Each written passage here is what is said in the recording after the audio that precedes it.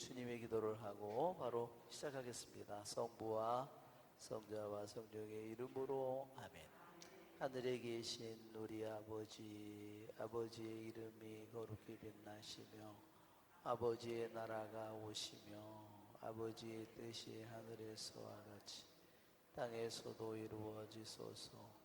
오늘 저희에게 일용할 양식을 주시고 저희에게 잘못한 일을 저희가 용서하오니 저희 죄를 용서하시고 저희를 유혹에 빠지지 않게 하시고 악에서 구하소서. 아멘. 성부와 성자와 성령의 이름으로 아멘. 오늘 우리 다니엘서 9장 할 차례죠?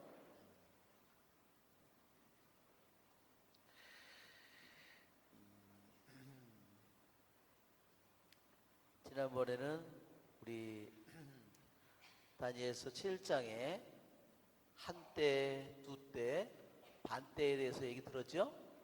그래서 우리 번역으로는 그 한때, 두때, 반때를 1년, 2년, 반년 이렇게, 그래서 합치면 3년 반이라고 그랬어요. 3년 반의 의미는 뭐죠?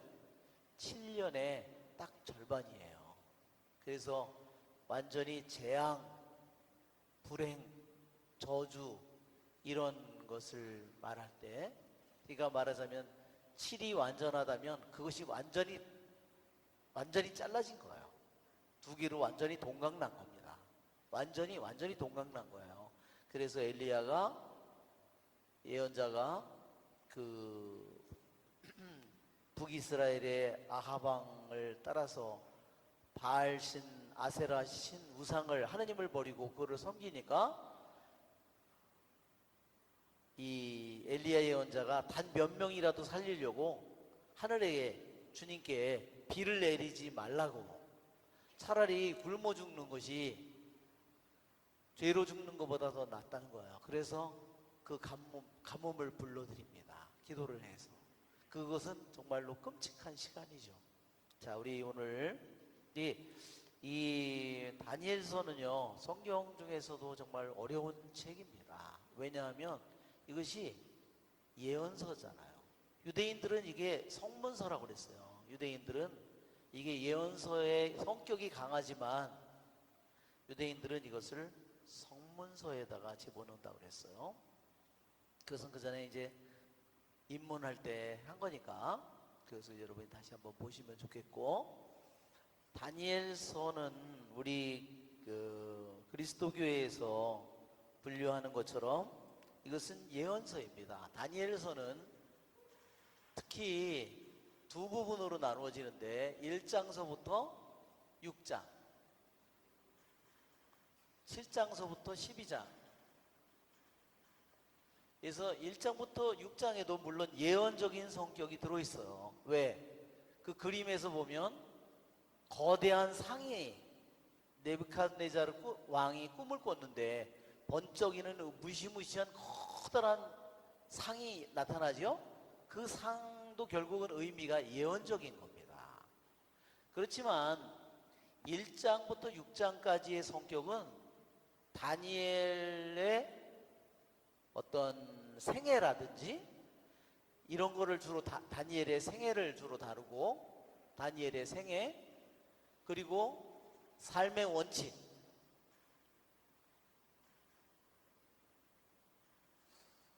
삶의 원리, 자신이 이방인 나라에 가 있든, 자기가 어떤 고통 속에 있든, 자기가 얼마나 끔찍한 상황 속에 주어져 있든, 그는 어때요? 이스라엘의 나라는 망했고 성전은 무너졌고, 그렇죠? 사제, 제사 모든 것이 싸그리 다 없어졌는데, 그러나 다니엘은 어떻게 살아요? 똑같이 기도하는 시간에 아침 9시, 오후 3시에 똑같이 기도하면서 살아가요. 오늘날 우리들이 코로나 때문에 지금 현재로 있잖아요. 제가 미사에 오는 사람의 숫자를 제가 비교를 해봤어요. 1월 달에 코로나가 생기기 전에 오는 사람이에요. 반이 되지 않습니다. 많이 실종되거나 돌아가시거나, 예, 지금 먼 데서 딴짓을 하고 있는 거예요.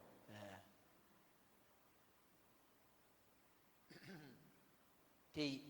우리가 이 다니엘의 이러한 다니엘서를 읽는 그러한 뜻이, 다니엘의 모습을 보면 정말 너무너무나 처참한, 그죠? 부모는 다 죽었고 가족들도 다 죽었고, 그죠? 나라는 이렇고 자기는 1000km가 넘는 외국에 가서 낯선 나라 땅에서 살고 있는데도 그는 여전히 똑같이 그의 마음속에 첫째는 뭘까요? 여전히 하느님이에요. 하나도 변한 게 없어요. 그러니까 다니엘의 이 삶의 신앙의 모습은 더욱더 하느님의 마음에 드는 거예요. 그죠? 이스라엘 땅에 있을 때보다 다니엘의 삶의 모습은 어때요? 더욱더 빛나는 겁니다. 놀라운 점이에요. 그래서 1장부터 6장까지는 다니엘의 생애, 다니엘이 그 혼란과 모든 것이 다 상황이 끝난 것 같은 그 속에서 그는 무슨 삶의 원칙을 가지고, 무슨 삶의 원리를 가지고 살아가는지가 다니엘의 모습을 통해서 나타나요. 어때요? 음식 하나 어때요? 음식 규정을 어떻게 지키죠? 그는 변함없이 지켜요. 남의 나라에, 정말 남이 저기에 자기가 속국에 자기가 노예로 가 있든 뭐 하든 자기는 그 속에서 똑같이 그것을 목숨을 걸고 지키면서 살아갑니다. 그러나 7장부터는 12장까지는 여기는 주로 예언과 환시, 묵시가 많이 나와요. 예언, 환시, 예언, 이것이 다 환시, 묵시의 형태로 이렇게 나옵니다.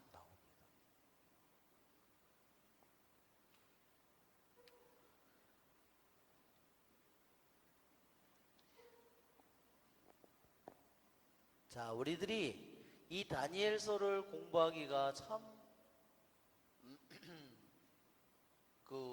혼란스러운 것은 뭐냐면,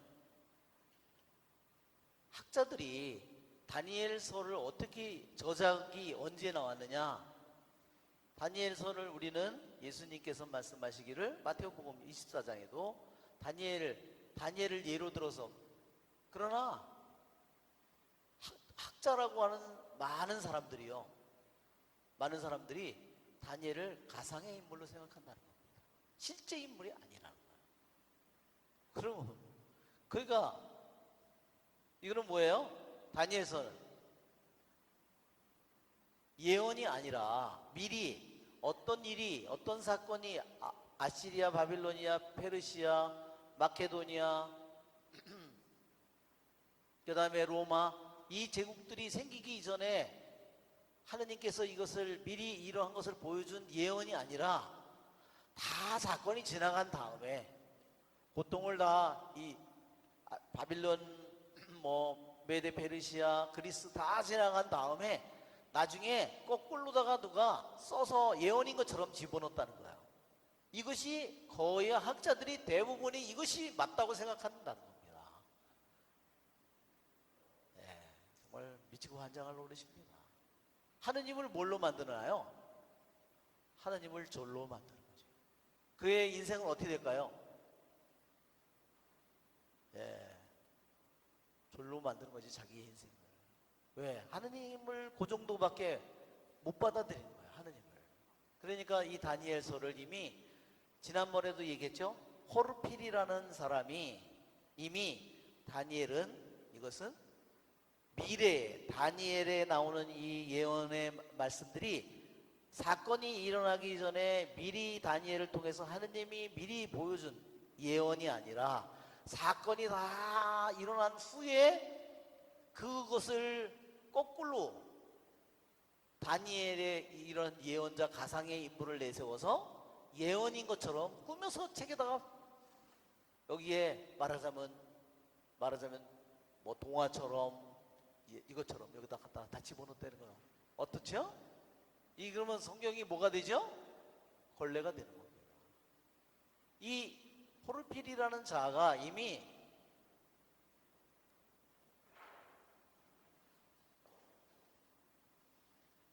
이것을 이미 주장했어요. 지금 오늘날의 많은 학자들이 포르필이 말이 맞다는 거예요. 그러니까 그러면 다니엘서는 뭐가 되죠? 그냥 이야기가 옛날 이야기가 되는 거죠. 이제. 그렇기 때문에 우리들이 이런 성경을 가르치는 사람들 중에서 성경을 유명하다는 성경학자들 이러는 사람들이 너무나 많기 때문에 우리들이 그런 얘기를 들으면 어떻게 될까요? 그런 걸 배우면 믿음을 잃어버리는 거죠.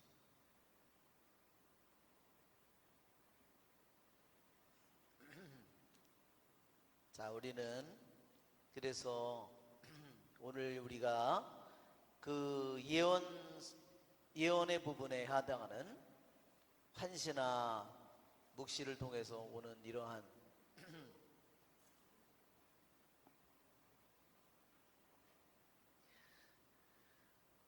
이러한 부분을 우리들이 믿음으로 잘 또한 바라볼 수 있도록 은총을 청하면서 우리들이 공부를 하면 좋겠습니다. 자, 우리 한번 1절부터 3절 먼저 한번 읽어볼까요? 다니엘이 예레미야의 예언을 깊이 생각하다.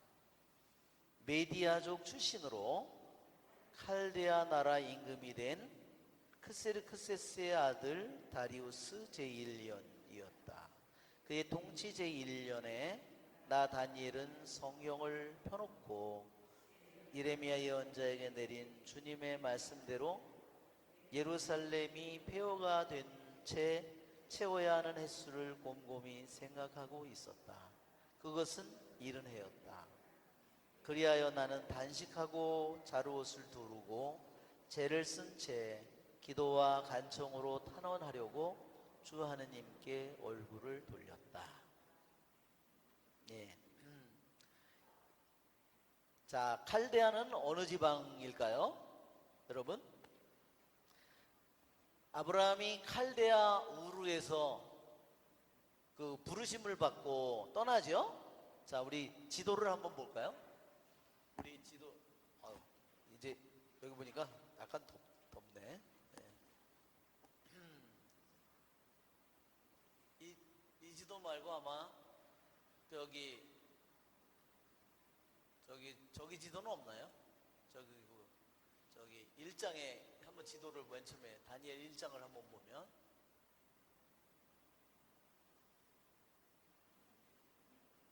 예, 여기 그 지도를 보여주세요. 지금 조금 전에 이 지도 말고 예, 자, 이 칼데아라고 그러면 칼데아 어딘지 정확하게 아시는 분? 여기에 보면 여기에 우르라고 써 있죠? 또 다음 지도를 한번 보세요. 자, 여기 우르라고 써 있어요. 자, 이게 티그리스 강이에요. 티그리스 강이 여기서부터 이렇게 시작돼서 물들이 여기 다 이 지역이 뭐예요? 이게 지금 터키죠? 이게 이란이고, 자, 이 지역을 보면 위에가 산이 이게 산맥들이에요. 이거는 뭘까요? 평야지대예요. 이 지도를 보면 여러분들이 그걸 알아야 돼요. 이 지도의 개념이 터키 이쪽서부터 이 북쪽은 전부 다 산악지역이구나. 그러니까 산이 많고 여기에 나무들이 많아요. 그래서 비가 와도 그 나무들이나 이런 것들이 그 물을 잘 이렇게 저장하고 있는 거죠. 그래서 여기 물이 이렇게 여기서 발원이 되어서 점점 모여서 점점 이렇게 내려오는 거예요. 물이 여기가 하류입니다. 그래서 어디로 들어가느냐? 페르시아만으로 이 물이 티그리스강 이 산에 이런 물들이 그 다음에 유프라데스강 이 밑에 여기서 이렇게 모이는 거겠죠. 유프라데스강 이렇게 내려와 여기서 와가지고 두 큰 강이 여기서 합쳐요. 합치는 지역이 어디예요? 칼데아 우르예요. 티그리스강 하나만 해도 큰 건데 유프라데스 강 두 강이 합쳐서 만나는 지역이 우르예요. 이 지역을 뭐라 그러냐면 칼데아 지방이라고 부릅니다. 그러니까 얼마나 풍요한 지역이에요.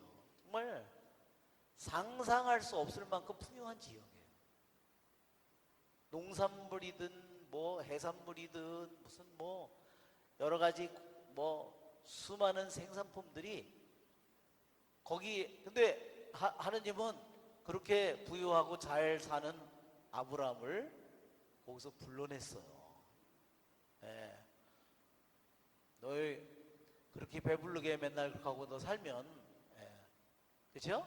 하느님을 제대로 모시고 살지 못하는 겁니다.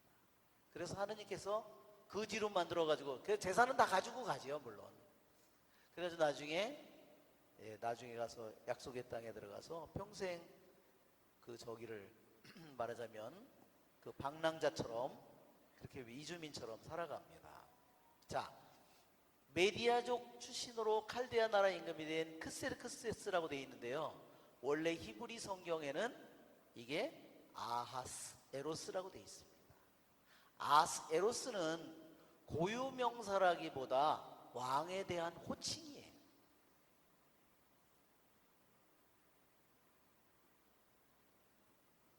그래서 다리우스 제1년이었다.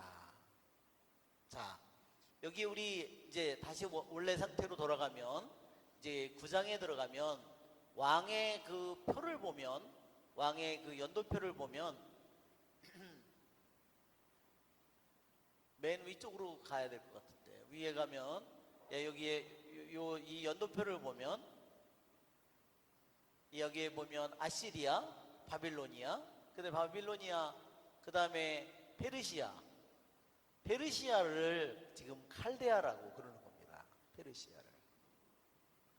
그러니까 아시리아는 그 지역이 니네베가 수도였죠. 바빌론이 수도죠. 그 다음에 여기에 지금 페르시아, 여기는 점점 더 북쪽에서부터 제국이 되면서 점점 더 제국이 아래쪽으로 내려오면서 점점 오른쪽으로 가요. 그래서 지금 여기에 보면 여기에 보면 키루스가 있고 캄비세스가 있고 다리우스 1세가 있고 크세르크세스가 있고 아르타크세스가 있고 다리우스 2세가 있어요. 그래서 이제 말하자면 알렉산더하고 전쟁을 해서 여기서 이제 지면서 이 나라가 그리스로 넘어가는 겁니다. 이 제국이 멸망하는 거죠. 그런데 첫 번째 여기서 보면 키루스가 나오는데 여기에 또한 다리우스가 여기도 또한 등장합니다. 여기에 나오는 교부들은 여기에 임금을 바로 여기에 나오는 여기에 키루스 앞에 있는 다리우스라고 생각합니다.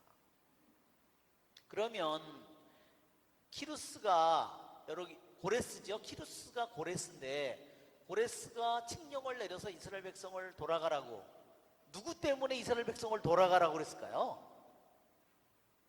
왜? 자기가 그 나라를 처음으로 아시리아 제국이었던 이 바빌론 제국이었던 이 나라를 벨사살로부터 자기가 점령을 한 다음에 난공불락의 그 성을 점령한 후에 어떻게 해서 고레스가 자기 자기 나라에 그 있는 사람들을 어떻게 다시 옛날에 내 나라로 돌아가라 그런 명령을 내렸을까? 그것은 다니엘이 아니었다면 불가능한 일이에요. 다니엘이 어디의 재상이었죠? 바빌론의 재상이었어요. 여기에 재상 말하자면, 그러니까 임금이 거나한 잔치를 베풀어 가지고, 야, 예루살렘에서 성전에서 뭐 하느님께 바치던 뭐 금잔이 있다는데, 야, 그거 꺼내와. 이때까지 우리 아버지도 그걸로 술을 못 마셨는데 그거 마시다가 어떻게 됐죠? 손가락이 나타나서 문에 그래가죠? 그러니까 어떻게 해요? 다리가 후들거리고 안색이 노래지고 그러면서 어떻게 하죠? 술을 그래서 그날 밤에 살해당해서 죽는 거예요. 그게 무게를 달아보니 모자랐고 어떻게 하죠? 예. 네 날수가 이미 재어보니 네 날수가 이미 마감되었다. 끝났다고. 그래서 이제 고레스가 나라를 잡았지만 그 전 제국을, 바빌론 전 제국의 재상이 된 다니엘의 영향을 받아서 그가 이스라엘 백성을 되돌려 보내는데, 왜 되돌려 보낼까? 여러분, 우리들이 되돌려 보내는 이유가 있죠. 이사야서 44장을 한번 보세요. 이사야서 44장.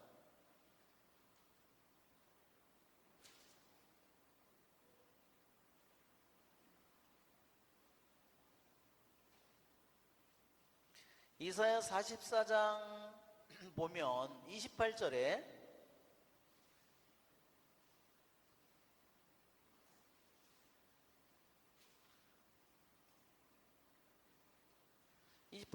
뭐라고 그랬어요? 나는 키루스에 대하여 말한다. 그는 나의 목자, 그가 나의 뜻을 모두 성취시키며 예루살렘을 두고 그것은 재건되고 성전은 그 기초가 세워지리라 하고 말하리라. 그 다음에 45장 1절, 주님께서 당신의 기름 부음 받은 이에게, 누구를 가리키냐면 키루스를 가리키는 거예요. 근데 여기 44장 28절 위에를 보면요, 나는 깊은 물에게 말라버려라. 27절에 나오죠? 너의 물줄기들은 내가 메마르게 하리라.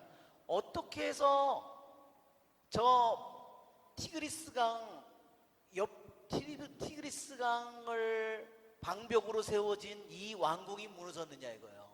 바빌론의 저 난공불락의 왕궁이 어떻게, 그 왕궁의 그 벽이 어떻다 그랬죠? 4마리 말이 끄는 마차가 2개, 3개가 지나갈 정도로 벽이 만리장성처럼 높았다는 겁니다. 넓었다는 거예요. 그리고 그 안에서 어떻게 해요? 포위를 당해도 그 안에서 농산물을 끊임없이 생산할 수 있었어요. 햇빛은 뜨겁죠. 물은 무진장이죠. 그러니까 이 나라는 점령될 이유가 없었어요. 근데 어떻게 했어요? 깊은 물에게 말라버려라. 그 물을 말라버리게 만들었어요. 어떻게 했다고 그랬죠? 그 전략을 그 전에 할 때 그 물을, 강줄기를 따로 파가지고 그 물을 되돌려 버렸다고 했어요. 그러는 바람에 이 물이 마르면서 그 성곽에 밑에 비밀 통로를 만들어 놨는데 그것이 그냥 다 나타났다는 거예요. 그거를 알려준 거예요. 그래서 결국은 이 바빌론이 멸망하는 겁니다. 그러니까 이 모든 내용이 이미 이사야 예언서에 이미 약 200년 전에 이미 예언이 돼 있다는 것을 누가 알려줬을까요? 다니엘이 알려줬죠. 당신은 그냥 우연히 임금이 된 것이 아니라 당신을 임금으로 세운 것은 성경에 이미 예언으로 나와 있다.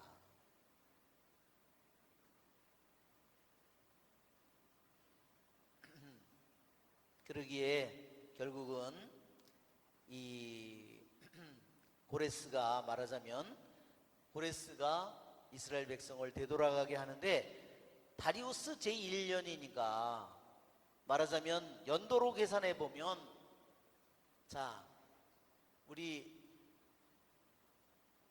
여기 보면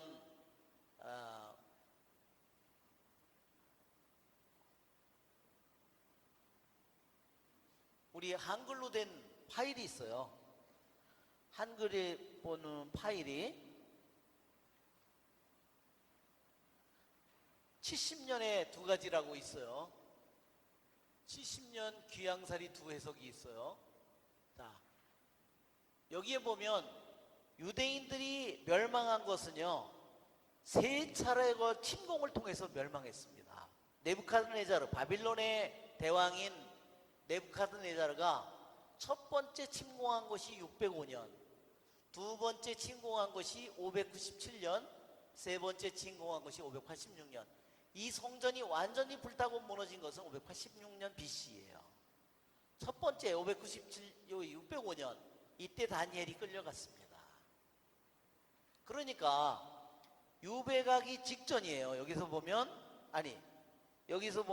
예레미야 예언자에게 내리신 주님의 말씀대로 예루살렘이 폐허가 된 채 채워야 하는 횟수, 이것은 예레미야 25장에 나와 있습니다. 예레미야 25장, 29장에 너희가 바빌론을 섬기리라. 예레미야 통해서 예언의 말씀이 주어졌어요.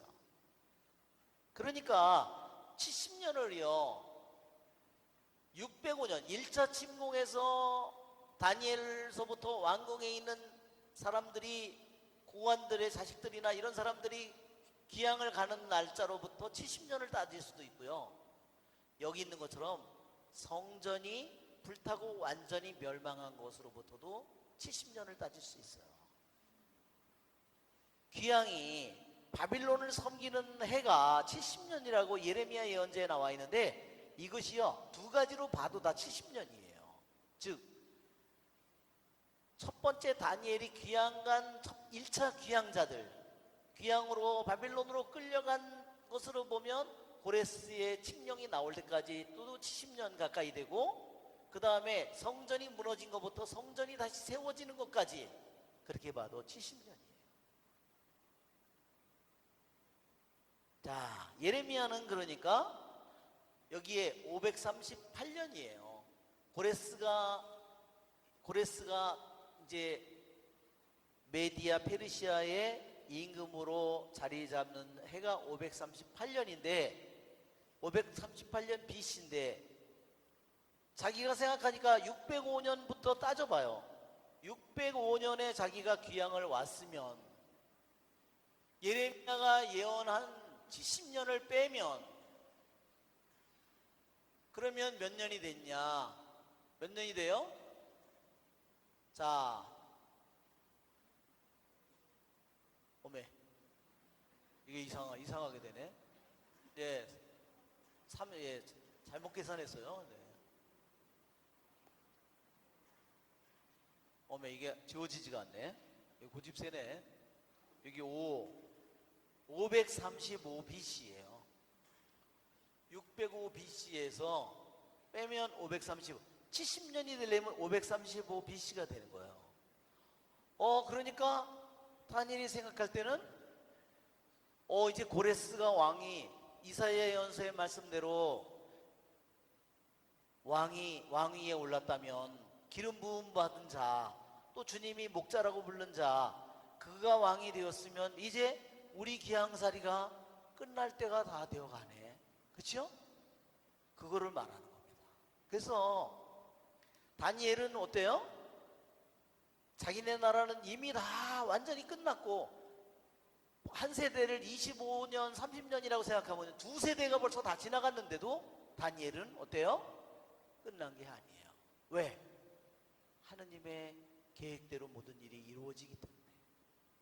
그는, 모든 사람은 아유 다니엘한테 아이고 예루살렘 아이고 잊어, 그거 끝난 일이야. 그거는 이제 영영 그거는 가망 없는 일이야. 아예 틀린 일이야. 그거는 뭐 이스라엘 아유 그건 아예 생각도 마. 그런데도 다니엘은 뭐예요? 그는 예레미야가 한 말, 이사야 예언서에 있는 말, 그 모든 것을 생각하면서 그는 하느님의 말씀이, 예언의 말씀이 반드시 이루어질 것을 믿고 있다. 놀라운 일이죠, 여러분? 예. 그러니까 여기서 보면요, 믿음이 없는 사람과 믿음이 있는 사람과 삶이 완전히 달라지는 거예요. 그러면 믿음이 없는 사람은 어떻게 될까요? 그 나라의 풍속, 그 나라의 종교를 따라서 완전히 그러고 사는 거죠. 완전히. 거기서 제일 잘 나가고 잘 먹고 잘 살고 그런 길로만 그럼 계속 가는 거죠. 그렇죠, 여러분? 한번 보세요. 다니엘이 걸어가는 길하고 거기에 갔던 사람들, 믿음이 없는 사람들이 어떻게 걸어갔을까 한번 보세요. 완전히 다른 삶을 살고 있어요.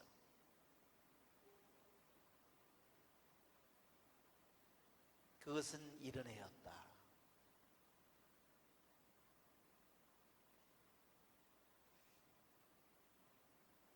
자, 한번 보세요. 여기서 이제 중요한 말이 나오는데, 이 이른 해가 그러니까 1차 귀향자 다니엘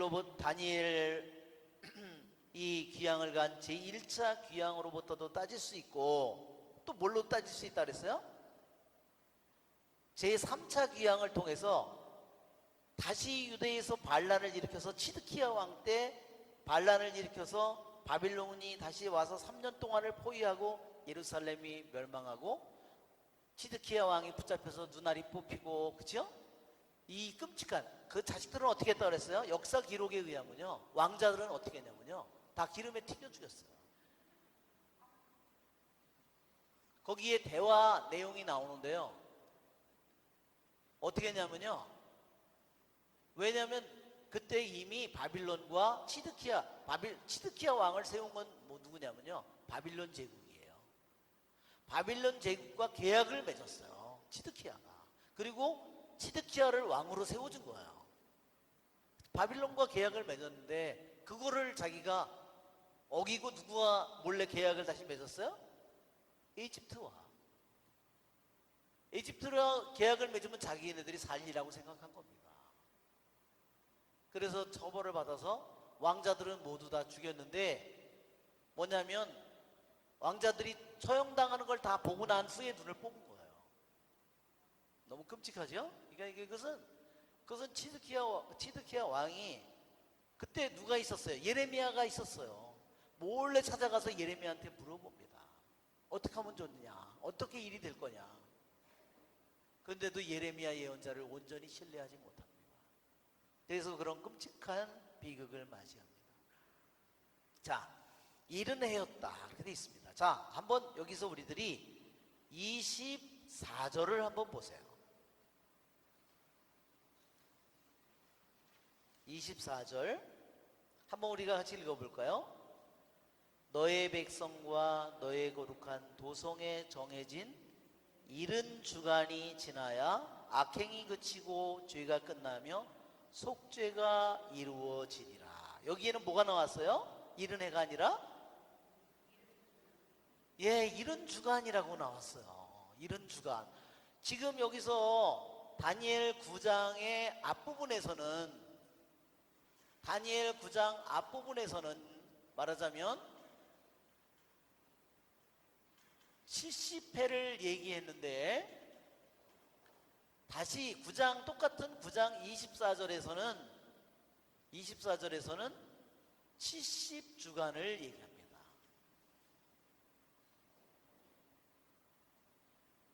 와, 우리들이 보면 70주간이니까 70주면은 490일이다 이렇게 생각할 수 있잖아요.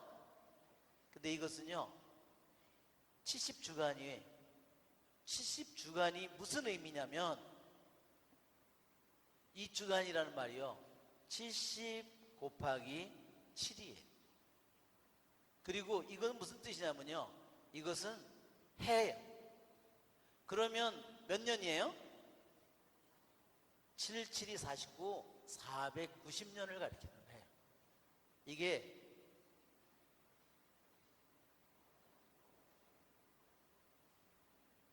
칠을 샤부, 쉐부 이러는데 복수로 하면 샤부 오트 그래요.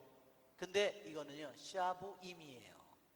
이것은 70주간이 아니라 70주가 아니라 이것은 70년을 70의 7, 이 주간이 7을 말하는 거고, 이 7은 바로 년을 가리킵니다. 그래서 490년. 자, 그러니까 다니엘서 9장에는 다니엘은 이제 자기 민족이 바빌론의 귀향을 와서, 이제 바빌론의 귀향을 왔는데 그 나라는 누구한테 넘어갔어요? 메데 페르시아로 넘어갔어요. 귀향을 온 거는 같이 똑같은 장소에 살지만 제국이 바뀌었어요. 자기는 이제 여기서 다니엘은 자신이 하느님께 예레미야 예언자를 통해서 내린 또 이 역대기 하권 36장, 역대기 하권 36장에 밀린 안식년을 갚을 때까지 이렇게 나오죠. 그래서 앞에 나오는 70이라는 해하고 뒤에 나오는 70주간이 의미가 완전히 다르다는 거예요. 알았죠? 앞에는 그냥 70년이고요. 유배를 채워야 될 밀린 안식년 70년이라고 한다면 여기는 70주간은 몇 년? 70 곱하기 7, 490년을 가리키는 말이다. 그러니까 같은 성경의 한 장 속에요 70해와 70주간이 있는데 70주간이 어떻게 우리들의 뜻으로 보면 70주간이 훨씬 더 작아야 되는데 어때요? 훨씬 더 7배나 긴 기간이라요. 그러니까 여러분들이 그것을 잘 염두에 두시기를 바랍니다.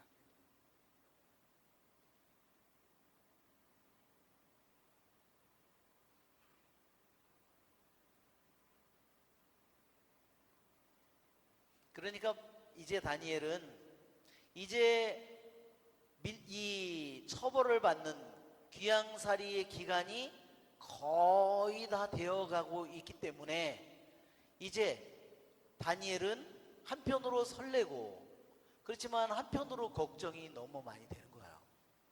그래서 그것을 그는 분명히 하느님이 주신 예언의 말씀이니까 반드시 그것은 이루어질 텐데 그것을 준비하기 위해서 다니엘은 특별히 기도하고 있습니다. 그 다음 구절이 나는 단식하고 자루옷을 두르고 죄를 쓴 채 기도와 간청으로 탄원하려고 주님께 얼굴을 돌렸다. 자, 탄원하려고 얼굴을 돌렸다는 말은 뭘까요?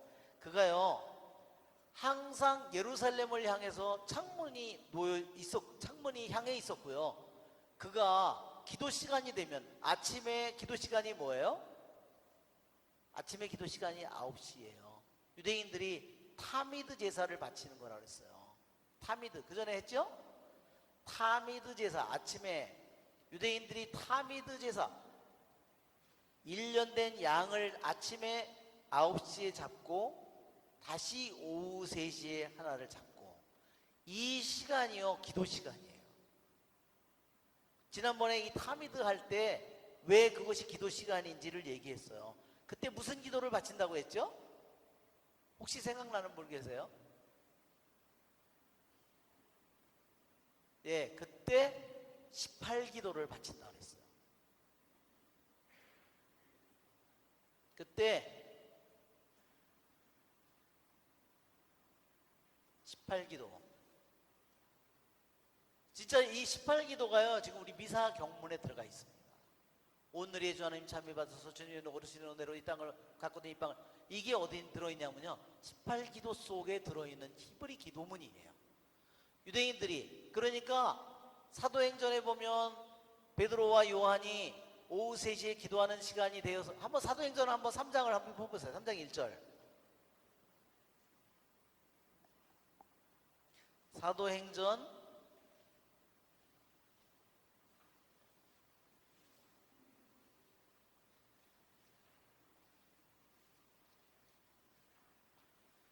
'그러니까 사도들이 맨 처음에는 다 유대인들이었기 때문에 주일에 그들이 모여서 빵을 나누고 말하자면 미사를 드렸는데 그러나 유대인들이었기 때문에 토요일날 안식일날 반드시 그들이 예배를 드렸다는 거죠. 자, 그런데 여기 보면 3장 1절에 베드로와 요한이 오후 3시 기도 시간에 성전으로 올라가는데 이거는 언제 그랬을까요? 이거는요 매일 이루어진 거예요. 매일. 그래서 타미드라는 말이 자 여기에 이제 나중에 나오지만 다니엘이 기도한 시간이요 저녁 기도 시간이에요. 그럼 몇 시 기도냐면요 오후 3시예요. 자 타미드 제사가 히브리 말로 이게 그 다음에 미드 그래서 이거를 타미드라고 부르는데 이 타미드 제사 유대인들이 아침에 바치고 저녁에 바치는 이 제사는 타미드라는 말은 무슨 뜻을 가지고 있다고 했어요? 영구한 계속적인. 그러니까 왜냐면요 유대인들이 자 그림을 보면 우리들이 그림을 보면 더 이해하기 쉬울 거예요. 자 그림을 보면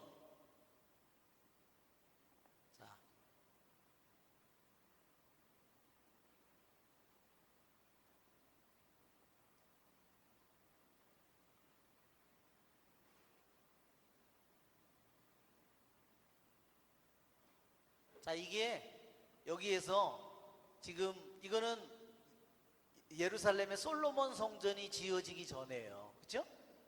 왜냐하면 여기 천막 성전이잖아요. 우리도 요즘에 성당 지으면 맨 처음에 천막에 들어가서 천막 성전 짓고 살잖아요. 이스라엘도 하느님 돌집으로 솔로몬 성전 짓기 전까지는 뭐 했어요? 천막 이동 성전이었어요. 광야 40년, 그 다음에 약속의 땅에 들어가서 어디 가서 그 이동식 그 천막이 어디 가서 머물러요? 맨 처음에 예루살렘에 가서 안 머물고 어디 가서 머물죠? 실로에 가서 머물러요. 에프라임의 지파가 제일 센 지파예요. 왜? 요셉이 에프라임이잖아요. 그래서 약속의 땅에 들어가서 에프라임과 므낫세가 요셉의 아들이기 때문에 두 지파가 가장 강력한 거예요. 그래서 여호수아도 말하자면 거기 에프라임 지파고, 그래서 그 땅에 에프라임 지파의 실로에 가져다가 저 천막 성전을 그 실로에다 갖다 놓고 거기서 몇백 년을 거기서 있었다가 나중에 다시 그것을 다윗 때 솔로몬 성전 예루살렘으로 오고 솔로몬 때 성전을 짓게 되는 겁니다. 자, 이게 타미드 제사를 바치는 거예요. 아침에 9시에 그 다음에 오후 3시에 타미드 제사를 바치는데 이것은요, 이게 이제 야외 제단이죠? 이 안에도 제단이 있어요. 여기도 안에도 제단인데 이 안에는 무슨 제단이 있죠? 분향 제단이 있어요. 저기서는 고기를 못 태워요. 고기 태 먹다가 천막 다 날려버리게. 그러니까 거기서는 천막 안에서는 한 주먹의 향을 대사제가 떠서 그것을 향로에다가 올려서 그 최상품의 향료만 그 안에서 연기가, 그러니까 어떻게 했어요? 저 안에가 향의 연기로 가득 차겠죠. 그러나 고기를, 이 제사는요 아침 9시에 태우지만 이것이 몇 시까지 타요? 오후 3시까지 타는 겁니다. 왜? 여기서 한 마리 양을 바치지만요, 사람들이 가져오는 친교제물, 무슨 제물, 번제제물, 무슨 제물을요, 속죄제물 다 이 한 마리 양을 태우는 이 위에다가 얹히는 거예요. 그러니까 어떻게 돼요? 이 제물이요 오후 3시까지 타는 거예요. 그럼 오후 3시에 되면 다시 양 한 마리를 잡아서 이 위에다 올려놓고요, 다시 사람들이 바치는 모든 제물을 그 위에다 또 얹어서 이 제물이 언제까지 타냐면 다음날 아침까지 타는 겁니다. 그때 재만 치우는 거예요. 이 불은 계속 타고 있는 거예요. 그래서 제단의 불은 끊임없이 타고 있어야 된다. 자, 왜 탐이든지 알겠죠? 이 불이 꺼지지 않는 겁니다. 끊임없이 타오르고 있는 거예요. 그래서 타미드예요. 계속해서 타고 있다.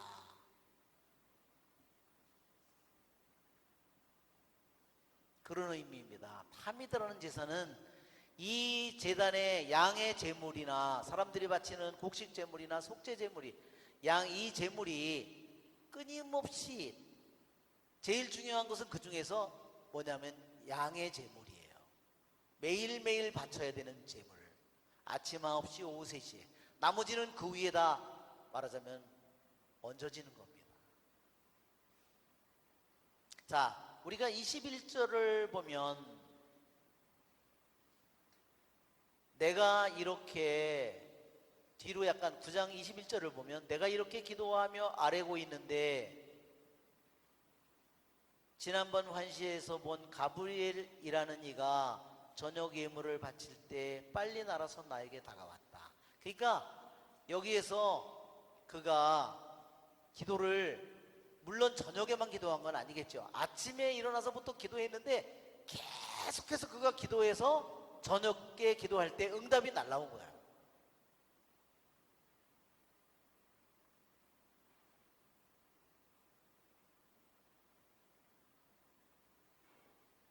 자, 우리는 그래서 다니엘은 정말로 다니엘이 얼마나 열매 맺는 기도를 하고 있는가 하는 것을 다니엘서 9장을 통해서 보게 됩니다. 다니엘은 열매를 맺게 되어 있죠. 네. 그는 어떠한 어려움 속에서도 어떠한 상황 속에서도 하느님을 향한 마음이 변함이 없습니다.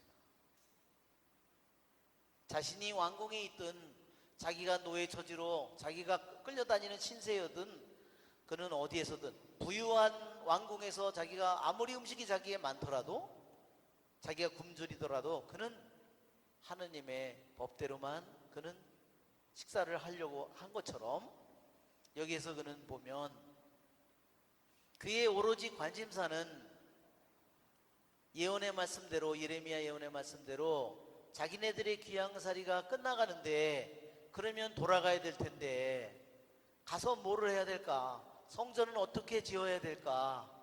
그렇죠? 그래서 그는 그것을 준비하고 있는 겁니다. 나는 단식하고 자루옷을 두르고 재를 쓴 채. 자, 여기서 그가 기도하는 모습이 나타납니다. 그렇죠? 어떻게 했어요? 단식하고 그렇죠? 뭐를 입었어요? 자루옷을 입었고 그 다음에 머리에는 뭐를? 재를 뒤집어 쓰고서 예. 자루옷은 어때요? 마대자루 여러분 한번 입어. 요새 뭐 다 옷들이 막 섬유가 막 부드럽고 뭐 시원하고 막 이런 옷들이 뭐 그런 걸 만드느라고 막 근데 다니엘은 왕궁에 있는데 최상품의 옷을 입을 수 있는데 그는 뭐를 입었어요? 예, 거친 마대자루로 만든 옷을 입었어요.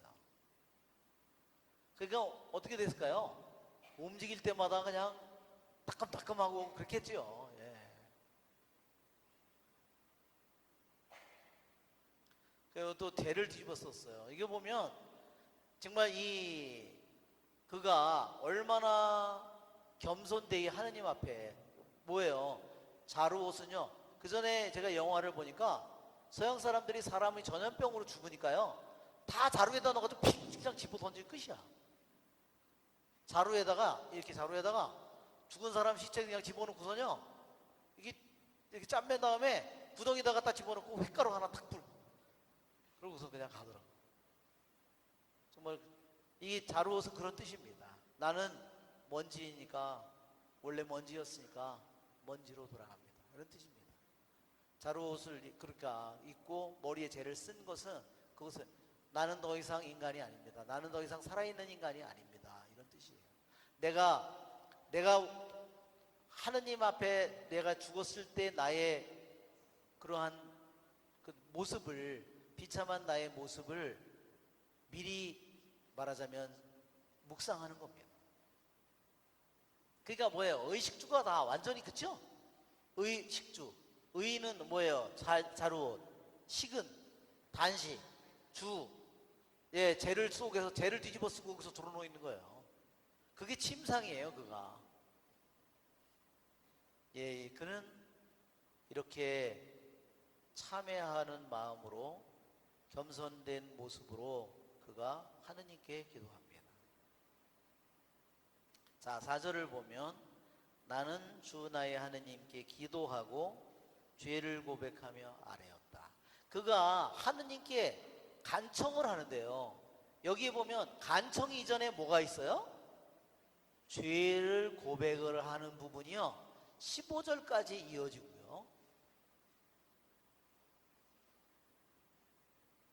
그 다음에 이제는 16절부터가 뭐냐면요. 간청의 기도예요. 그러니까 4절부터 15절까지가요. 몽땅 참회하는 기도입니다. 그러니까 다니엘의 기도가 왜 열매를 맺는가? 그것은 그가 기도하는 자세를 보면 그가 어때요? 하느님의 말씀을 끊임없이 예언의 말씀을 끊임없이 묵상하고 그 하느님의 말씀이 어떻게 이루어질 것인가를 끊임없이 묵상하고 그 말씀이 어떻게 이루어지려면 자기가 어떤 일을 해야 될 거고 그것을 준비하고 있어요. 그런 말씀으로 준비를 하고 있다는 겁니다. 예언의 말씀으로 준비하고 있어요. 그래서 우리들도 지금 이 세상을 살아가면서 나도 하느님의 말씀으로 나도 나의 삶을 준비하면서 살아가야 됩니다. 어저께인가 예로니모 성인이 그런 말을 했어요. 여기 성무일도에 보니까 우리는 세상이라고 하는 깊은 바다에서 하느님의 말씀이 우리를 저 밑에 세상이라는 깊은 바다에 있는 내가 물고기, 세상이라는 심연 속에서 내가 살아가는 물고기인데 하느님이 당신의 말씀이라는 낚시로 나를 끌어올렸다고 했어요. 여러분, 아무리 성경의 말씀을 하라고 해도 어떤 사람 죽어도 그게 안 들어와요. 받아들여지지가 않아요. 참 희한하죠?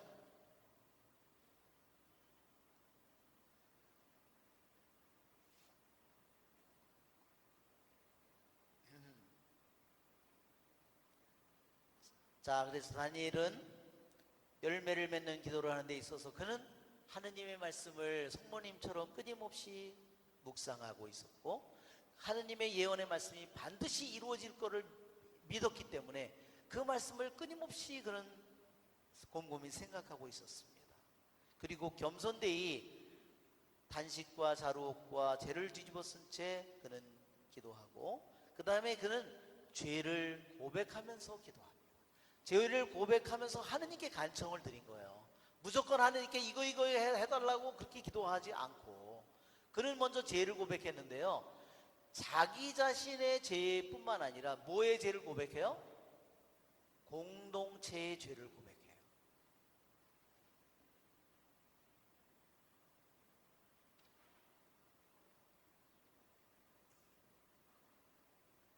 자, 우리 첫 번째 그가 기도하는 기절을 보면,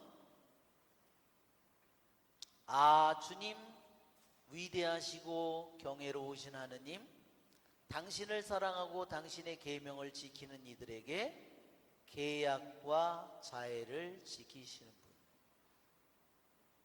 예, 그러니까 주님의 호칭이 위대하고 경애로운 하느님, 이런 하느님의, 그가 기도할 때 먼저 하느님을 찬미하는 기도를 바치고 있음을 보여줍니다. 그 다음에 제일 먼저 그가 언급한 것이 뭐냐면 계약과 자애를 지키는 분이다 그랬어요. 예, 우리들이 아마 우리가 주님께 기도를 하면 우리는 주님께 찬미 기도는 우리들이 똑같이 다니엘처럼 바칠 수 있는데 계약과 자애를 지키는 분이라고는 기도하지 않을 것 같아요. 이게요, 하느님은 진실하신 분이다, 하느님은 충실하신 분이다, 하느님은 변함이 없으신 분이다, 하느님은 거짓이 없으신 분이다, 이 모든 말은 뭐를 바탕으로 하냐면 계약을 바탕으로 합니다. 그래서 아마 오늘도 여러분이 기도할 때 계약을 지키시는 분 지금 한번 해보세요. 주님, 당신은 계약을 지키시는 분. 예, 이제 한번 하신 거예요, 그렇죠? 예, 정말 우리들이 계약을 지키시는 분이 뭘까?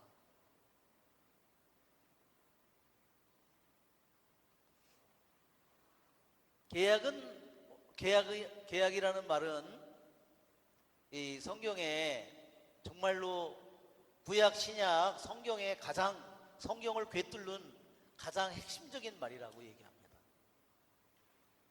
우리는 히브리어로 계약을 버리트라고 합니다. 버리트, 버리트, 버리트.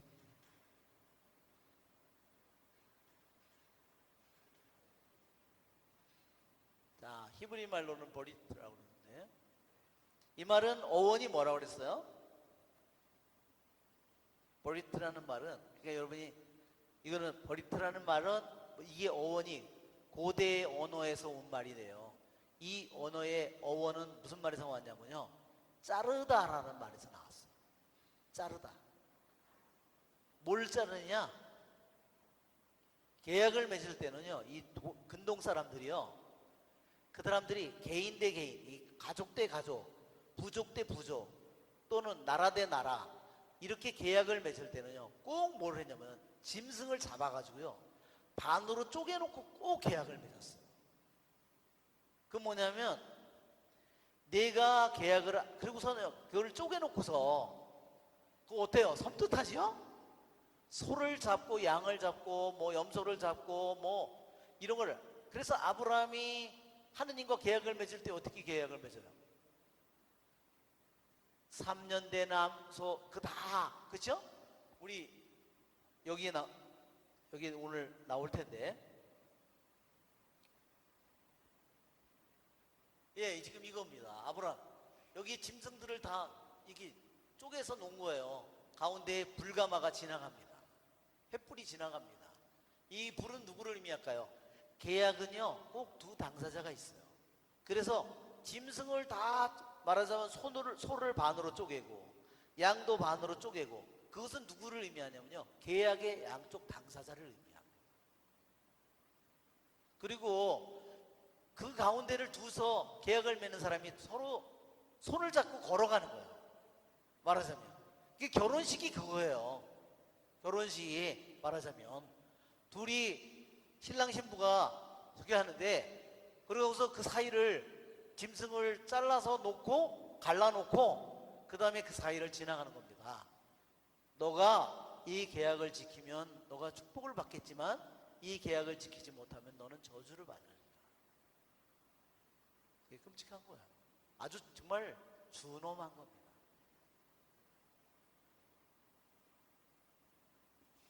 계약은 정말로 정말로 중대한 것입니다.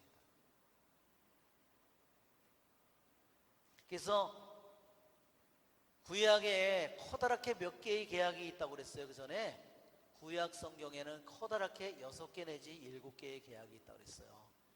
낙원의 계약이 있고요. 아담에게 다른 모든 열매를 먹되 이 열매만은 먹지 말라. 이 열매를 먹는 날 너는 반드시 죽는다. 이게 낙원의 계약이라는 거예요. 이거를 아담의 계약이라고도 그래요. 두 번째 계약은 뭐죠? 노아. 무지개를 보면 세 번째 계약 그것이 바로 아브라함과 계약입니다. 그래서 유대인들이 아브라함의 하느님, 이삭의 하느님, 야곱의 하느님이라고 그렇게 이름을 부르는 것은 무슨 뜻이냐면요 하느님 당신은 아브라함과 계약 맺었잖아요. 이삭과 계약을 맺었잖아요. 야곱과 계약을 맺었잖아요. 제가 그 후손이에요. 그러니까 저하고도 계약을 맺은 거죠. 이 말입니다. 그게 그 계약은 유효한 겁니다.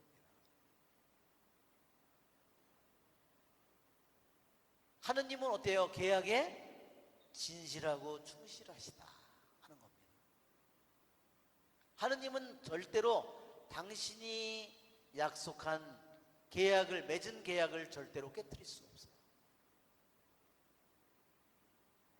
자, 여기에서 다니엘이 계약의 하느님을 말했는데 자, 자기네들이 지금 왜 바빌론에 끌려가고 성전이 무너지고 바빌론으로 끌려가서 노예가 됐고 다시 다른 나라 바빌론 제국이 메데 페르시아 제국으로 넘어가서 그 나라에 다시 그 나라의 노예로서 종으로서 살아가는다. 왜? 뭐 때문에? 하느님은 계약에 충실하기 때문에. 계약을 어겼기 때문에 너희들이 받을 모든 저주를 너희들이 받을. 하느님은 계약에 충실하다. 자, 그 계약에 충실한 것이 어디 나오느냐? 자, 그 계약이라는 말을 여기서 히브리 말로는 이거를 헤셋이라고 합니다.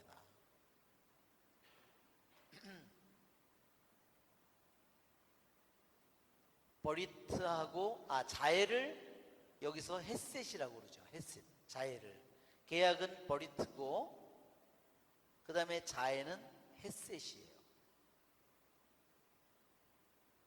그러니까 이 자해라는 말은 뭐냐면요, 계약이 버리트라고 한다면 헤셋은 뭐냐면 이 계약을 지키는 사랑이에요. 변함없는 사랑, 절대로 변질되지 않는 사랑, 진실한 충실한 사랑, 그것을 자애라고 가르쳐요. 우리말로 번역할 때 자애라고. 그러니까 말이 모자르죠. 우리말 표현이 모자라요. 물론 이건 다른 영어나 어떤 거로도 마찬가지입니다. 어떤 말로 이 히브리 말을 계약과 자애, 그 자애라는 말은 헤셋이라는 말인데, 지금 아까 계약이라는 말은 버리트고 자른다는 말에서 나왔고, 이게 헤셋, 이게 헤셋, 이렇게 자음 세 글자예요. 이것이 영어로는 헤셋이라고 이렇게, 이거를 자애라고 그렇게 표현했는데, 이 자애라는 말의 의미가 뭐냐면 계약에 대한 충실한 사랑이에요. 하느님은 당신이 맺은 계약에 대해서 절대로 그 계약을 깬다든지, 예수님께서 이는 내 몸이다, 이는 내 피다 했는데 그거를 여긴 나 없어, 이게 절대로 아니야. 그거를 뭐냐, 그 계약에 대한 흔들림 없는 완전한 진실한 영원한 사랑, 진실한 충실한 사랑, 그것을 자애라고 표현하니까, 자애라는 말이 정말 너무 하느님의 그 변함없는 사랑, 그거를 표현하는데 자애라는 말로는 너무 부족하죠. 그것은 뭐에 대한 사랑이냐면 계약에, 당신이 하신 계약의 말씀에 대한 사랑을 뜻하는 겁니다. 이 세상 모든 게 무너져도 하느님의 이 헤셋은 안 무너져요. 그러니까 그분이 그러는 거야. 온 세상이 다 없어지더라도 하느님의 말씀은 영원히 서 있으라고 하는 겁니다. 그것이 하느님의 계약이고, 계약에 대한 하느님의 사랑은 언제나 진실한 겁니다. 그게 아멘이에요. 그것이 바로 아멘입니다. 하느님이 나는 아멘이시다. 왜 아멘이야? 당신이 말한 계약에 충실하시고, 그 계약에 대한 당신의 사랑에 그분은 언제나 충실해요. 그게 바로 아멘이야. 언제나 변함이 없는, 언제나 똑같은 겁니다. 언제나 진실이에요.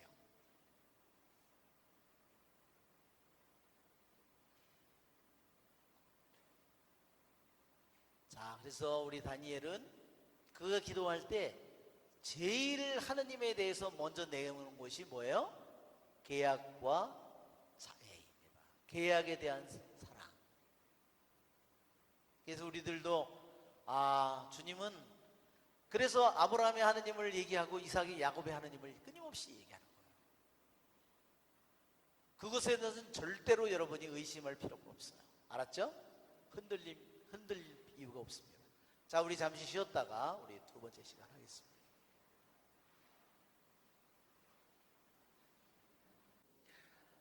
계약과 자애를 지키시는 분, 그랬어요. 그래서 기도를, 다니엘이 기도하면서, 녹음 잘 틀어놨니? 녹음 잘 틀어놨어? 계약과 자애를 지키시는 분. 그래서 여기 보면 계약은 히브리 말로 버리트라고 그랬고, 자애는 헤셋이라고 그랬습니다. 그러니까 계약하고 자애는 항상 따라다니는 말이에요. 어떤 때는 또 진실이라는 말이 따라다녀요. 그러니까 왜냐하면 하느님은 계약에 대해서 언제나 충실하기 때문에 진실이라는 말이 나오는 거예요. 어떤 때는 진실과 자애라는 말이 나와요. 그게 계약이라는 말 때문에 그런 말이 나오는 겁니다. 자, 계약이라는 말이 나오기 때문에요, 하느님의 호칭이 여기서 다니엘서 9장 2절에요. 벌써 2절에 우리 지나갔지만, 통치 제1년에 나 다니엘은 성경을 펴놓고 예레미야 예언자에게 내린 주님의 말씀대로 그랬잖아요. 여기에 보면 벌써 야훼라고 그랬어요. 그것은 뭐냐면 주님이라는 말을 여러 가지로 쓸 수 있어요. 아도나이라고도 쓸 수 있고. 근데 야훼라고 벌써 쓰는 것은, 야훼가 뭐죠? 왜 야훼가 계약의 하느님의 이름인가요? 여러분이 야훼라는 말을 딱 생각하면 탈출기 3장을 생각해야 돼요. 모세의 불타는 가시덤불 한번 보세요. 몰대의 불타는 가시덤불. 자, 탈출기 3장.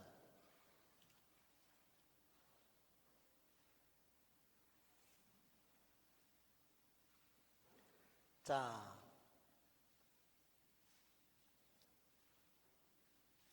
나는 있는 나다라고 3장 14절에 나오죠.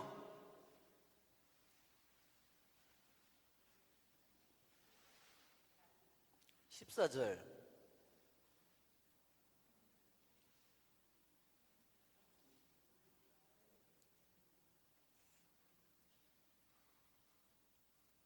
자, 거기 보면 15절을 보세요. 너는 이스라엘 자손들에게 너희 조상들 하느님, 아브라함의 하느님, 이삭의 하느님, 야곱의 하느님이신 야훼께서 나를 너희에게 보내셨다.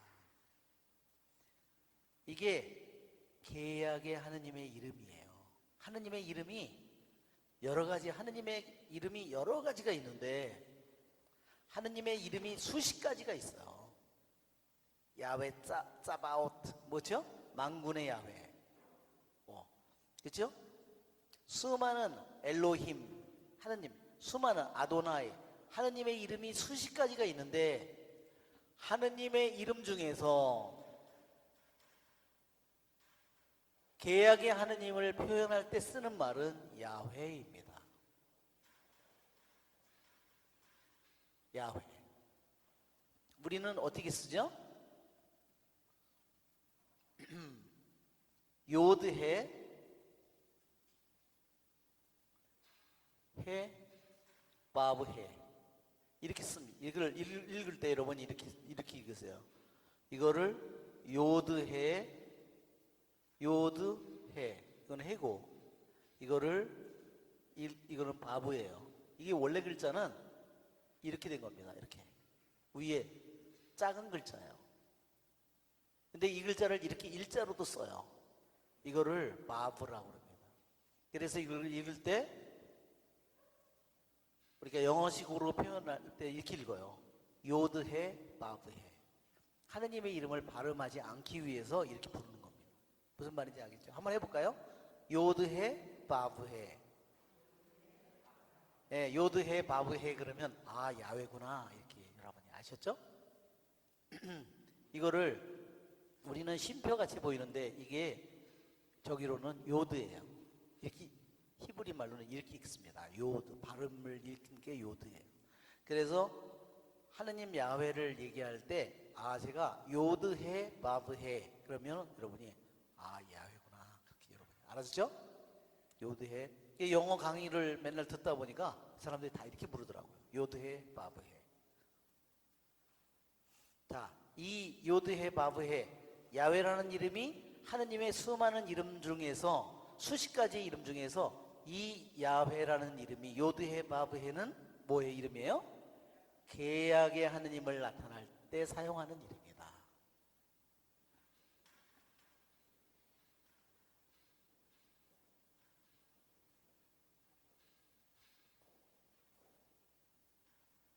계약의 하느님을 의미할 때 그래서 2절에 벌써 야훼가 나오고 4절에도 벌써 4절에도 나는 주 나의 하느님께 할 때 여기에 엘로힘이 아니라 야훼라고 나옵니다. 왜냐하면 거기 보죠. 당신을 사랑하고 당신을 계명을 지키는 이들에게 계약과 자애를 지키시는 분이기 때문에 계약을 얘기할 때는 벌써 하느님의 이름이 뭘로 바뀌어요? 엘로힘이나 이런 게 아도나이가 아니고 요드해 바브해로 딱 야훼로 바뀐다 하는 겁니다. 그래서 여기에 보면 다니엘서 9장에 이 계약의 하느님의 이름 야훼, 요드해, 바브해가 몇 개 나오느냐? 벌써 8번이나 등장한다는 겁니다. 자, 5절에 이제 4절 나는 주 나의 하느님께 기도하고 죄를 고백하면서 아뢰었다. 만약에 하느님께 어떤 사람이 청원을 하는데 자기의 죄는 얘기하지 않고 청하는 것만 맨날 청한다고 그래봐요. 그러면 하느님이 기쁘게 들어줄까요? 그건 싸가지가 없지. 진짜. 그러면 그것은 구멍난 데다가 뭘 집어넣는 거나 마찬가지예요. 해봐야 쓸데없는 짓이에요. 새는 바가지에다 아무리 물을 담아도 소용이 없는 거예요. 그렇기 때문에 하느님께 청원을 하는데 다니엘이 열매 맺는 기도를 할 수 있는 이유는 먼저 죄를 고백하는 겁니다. 자, 시편 32편을 한번 여러분 펴보세요. 시편 32편. 시편 32편도요, 통해 시편입니다. 시편 150편 중에는요,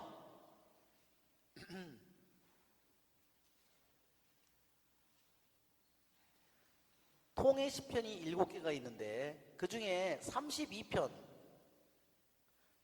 6편, 32편, 38편, 51편 이런 것들이 통해 시편입니다. 자, 한번 우리가 읽어볼까요? 행복하여라 죄를 용서받고 잘못이 덮이니, 행복하여라 주님께서 허물을 헤아리지 않으시고 그 일에 거짓이 없는 사람. 제가 입 밖에 내지 않으려 하였더니 나날이 신음속에 저의 뼈들이 말라들었습니다. 낮이고 밤이고 당신 손이 저를 짓누르신 까닭입니다. 저의 기운은 여름날 한더위에 다 빠져버렸습니다. 제 잘못을 당신께 자백하며 제 허물을 감추지 않고 말씀드렸습니다. 주님께 저의 죄를 고백합니다. 그러자 제 허물과 잘못을 당신께서 용서하여 주셨습니다. 예. 자, 죄를 용서받고 어떻게 잘못이 덮여졌느냐? 죄를 고백했을 때, 잘못했다고 죄를 고백했을 때 그가 하느님이 죄가 없는 것으로 잘못이 덮여지고 허물을 헤아리지 않고 거짓이 없는 사람으로 그때 하느님께서 그를 용서해 줬다는 뜻입니다. 그러니까 잘못을 고백하지 않을 동안은 어때요? 끊임없이 고통이 자기에게 끊임없이 자기에게 오는 거예요. 그걸 고백하지 않으려고 하니까 어떻게 해요? 신음 속에서 뼈들이 말라 들어갔다. 낮이고 밤이고 당신 손이 저를 짓누르고 있었다. 왜 그랬겠죠? 고백하도록. 죽을 고생을 한 거죠. 왜 그렇게 될까요? 우리도 때때로 보면, 아, 그놈도 그렇게 나쁜 놈인데, 그런 놈을 어떻게 용서를 해? 그러면, 절대 용서 못하지. 그럼, 내 남편, 내 자식을 절대 용서 못하지. 그러면서 막, 예, 하죠? 그러니까 어떻게 돼요? 그럼 그렇게 하면서 나의 용서를 받을까요? 그러니까 죄를 우리들이 고백함으로써 주님께서 우리들의 죄를 용서해 주신다는 겁니다. 자, 5절에 저희는 죄를 짓고 불의를 저질렀으며 악을 행하고 당신께 거역하였습니다. 자, 여기서 보면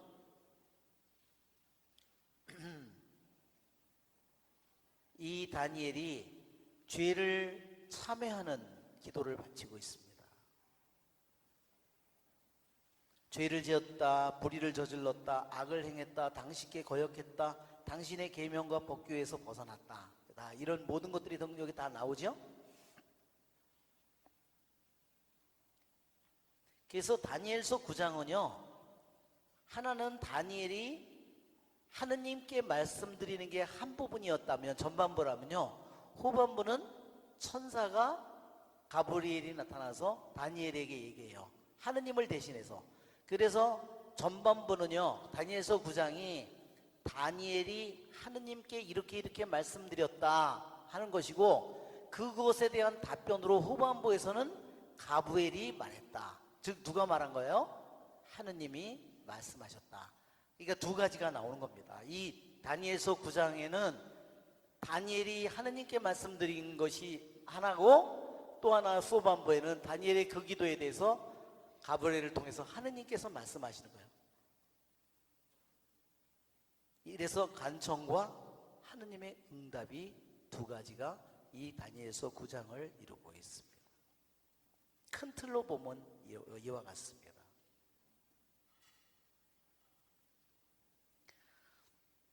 자, 그가 이스라엘 백성이 죄를 짓고 불의를 저지르고 악을 저지른 이 모든 일들을 다시 표현하기를, 저희는 저희의 임금들과 고관들과 조상들과 나라의 모든 백성들에게 당신의 이름으로 말하는 당신의 종 예언자들에게 귀를 기울이지 않았습니다. 자, 이것은 뭐냐면 자기 다니엘 개인의 혼자의 죄를 고백하는 것이 아니라 뭐예요? 왕서부터 고관서부터 조상들, 모든 백성들, 모든 죄를 공동체, 이스라엘 백성 공동체의 죄를 고백하는 겁니다. 자, 히브리어로는 그런데요.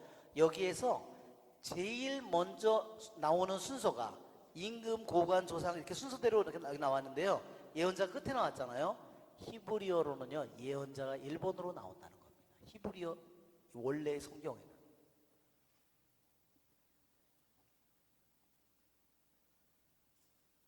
그러니까 1번이 예언자고 2번이 임금이고 순서가 3번이 고관, 4번이 조상들, 나라 백성들 이렇게 된 겁니다.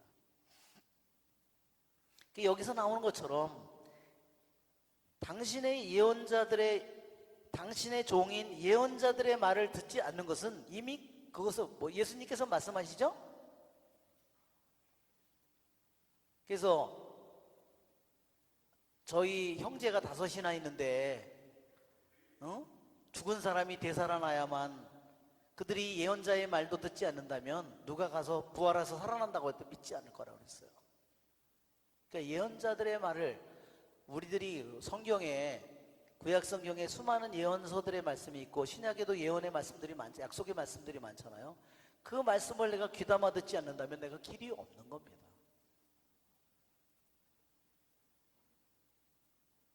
예언자들에게 귀를 기울이지 않는 것은 하느님의 말씀에 대해서 내가 마음의 문을 닫은 거죠.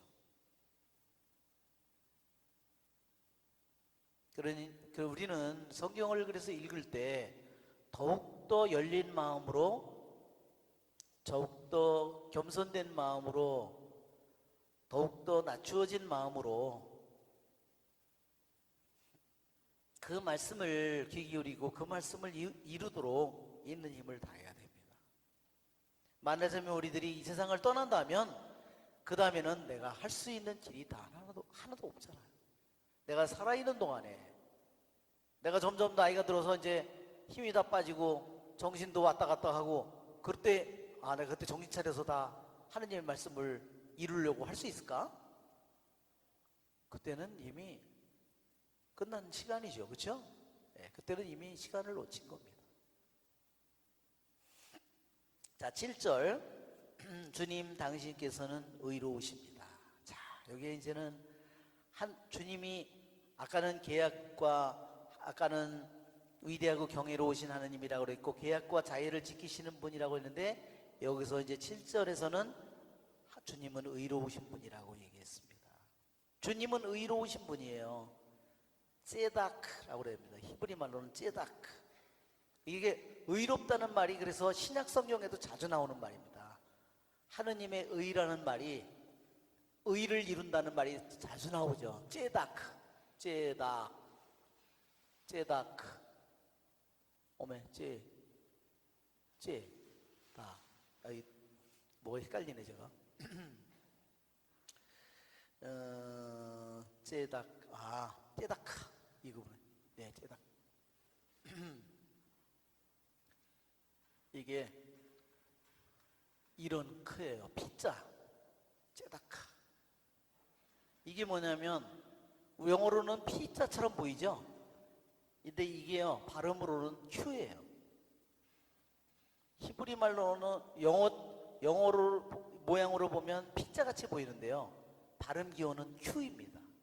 발음으로. 째 발음 기호가 크. 이게 크예요. 하. 이거는 하예요. 째다크. 이렇게 된 겁니다. 하. 째다크.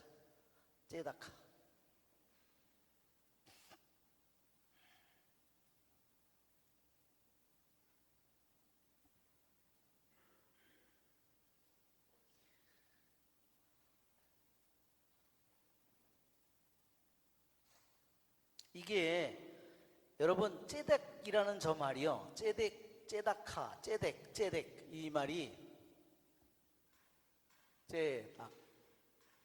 이 말이 이게 뭐냐면 멜키체덱하죠? melkisedek, 이게 같은 말이에요. 어원이 같은, 의예요, 의예. 그러니까 멜키체덱은 뭐예요? 의로움의, 정의의 왕이다. 그런 거예요. 멜크라는 말은요, 멜렉이라는 말은 왕이라는 말이고요. 채덱은 정의예요. 의예요. 의.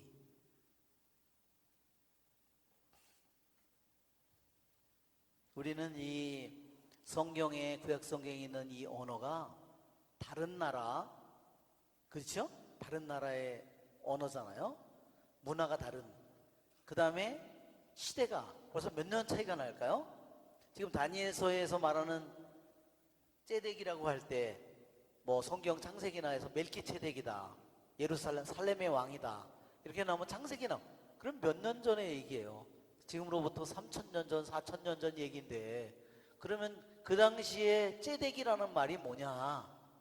우리는 그 말의 어원을 자꾸 그 나라의 문화에서 그걸 생각해야 그 의미를 더 할 수 있어요. 오늘날 그냥 야 뭐 사회정의다 이런 말로는 이게 이해가 되지 않아요. 그걸 만약에 우리 걸로 그냥 대입해서 하면 뭐가 될까요?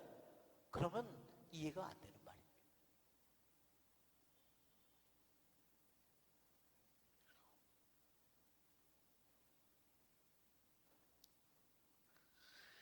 ጼ데크라는 이 ጼ덱 또는 ጼ다카, 이 의롭다는 말은 어디서 나왔느냐면 그 외에 옛날 사람들이 그 자가 없었을 때, 우리 같으면 요즘에 뭐 문방구에 가서 뭐 줄자 이렇게 뭐 된 거 뭐 뽑으면 뭐 촥 나오는 이런 자도 있고, 뭐 이게 이렇게 뿔로 만든 자도 있고 쉽게 할 수 있잖아요. 옛날에는 그 자의 기준이 뭐였을까? 그것이 갈대였어요. 늪이나 이런 데서 생기는 그 갈대, 그 마디가 있잖아요. 그걸로다가 말하자면 성전을 잴 때도요, 그 에제키엘이나 성전을 잴 때도 그게 자가 나오는데 그 자가 갈대예요, 말하자면. 그게 오늘 우리들이 생각, 어메 환장하네. 아니 갈대? 그럼 아무것도 아닌데, 그게 뭐냐면 모든 것의 기준이에요. 모든 것의 기준. 표준이에요. 하느님이 정한 표준. 그렇죠? 하느님이 우리 인간을 정했을 때 우리 안에 있는 어떠한 하느님의 표준이 있을 거 아니에요. 그렇죠? 내 말하자면 육신이 어떻게 움직여가는지 거기에 표준이 있을 거야. 그렇죠? 우리들의 정신이 어떻게 움직이고, 우리 양심이 어떻게 움직이고, 우리들의 이 모든 것에 기준이 있을 거 아니에요. 그걸 벗어나면 어떻게 될까요? 그 다음에는 어둠 속을 걸어가는 거죠. 그게 ጼ덱이라는 말의 어원입니다. 그러니까 우리가 하느님의 의로움은 하느님께서 정하신 기준이구나. 하느님께서 정하신 표준이구나. 알았죠? 그러니까 만약에 그걸 벗어나면 어떻게 돼요? 그럼 개고생을 하는 거지. 물을 따라서 그냥 흘러내려가면 쉬운데, 만약에 물을 거슬러 올라가면 어떻게 돼? 죽을 고생하는 거지. 아주 생쇼를 하는 거지. 지가 죽으려고 환장한 거지. 그죠? 그러니까 ጼ덱이라는 말이, 그죠? 물이 흘러가는 것이 뭐예요? 그게 법이잖아요. 한자로도 물이 흘러가는 게, 물이 가는 게 법이잖아요. 그렇지. 이렇게 하느님이 인간을 이렇게 말하자면 이렇게 만들었는데, 그걸 거슬러 갈 때 우리는 이제 어둠을 걸어가게 되는 겁니다. 자, 주님 당신께서는 ጼ다카, 의로우십니다. 그러나 저희는 오늘 이처럼 얼굴에 뭐만? 부끄러움만, 수치만 가득합니다. 그래서 하느님과 우리 자신의 이스라엘 백성을 대비시켜서 얘기하는 거예요. 하느님은 한없이 올바르고, 한없이 그분은 정의롭고, 그분은 한없이 바르고, 그런데 이스라엘 백성에게 있는 건 뭐예요? 모든 것이 다 뒤틀려 있다는 거예요. 모든 것이 뒤틀려 있습니다.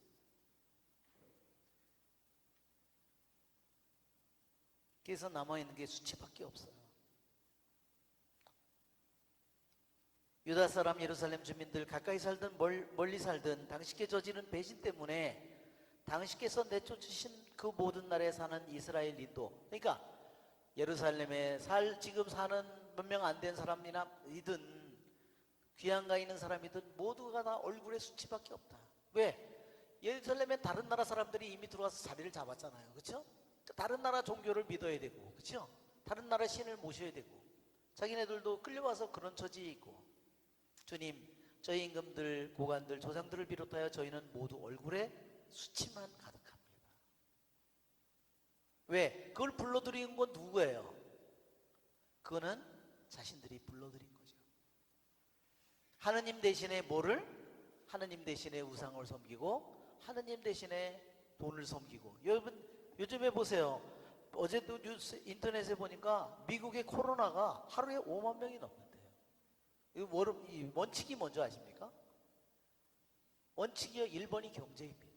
1번이 돈입니다. 일본은 어떨까요? 일본의 첫째 원칙은 뭐죠? 왜 걸려있는지 많이 아는데 왜 그거를 백성들에게 안 알리고 했을까요? 일본이 돈입니다. 강대국일수록, 강대국이라고 하는 나라일수록 더 돈의 지배가 많이 되어 있는 거예요. 그것이 오늘날 코로나를 통해서 더욱 더 드러나는 겁니다. 그래서 저도 지난번에 코로나의 이것이 서막이다, 정말 그 말이 더욱더 실감이 나고 있습니다. 문제는 뭐예요? 그 안에 있는 숨겨져 있는 모든 것들이 다 지금 드러나고 있다는 겁니다. 우리들이 세상에서 강대국이라고 선진국이라고 하는 모든 나라의 정체가 뭐예요? 돈이 첫째다는 겁니다. 정말 그걸 생각해보면 정말 우리가 이런 나라에서 지금 살아가고, 네, 우리가 이런 세계에서 지금 살아가고 있는 겁니다. 그렇지만 우리는 그런 것들을 우리들에게 이 모든 일들을 통해서 보여주고 있기 때문에 감사해요.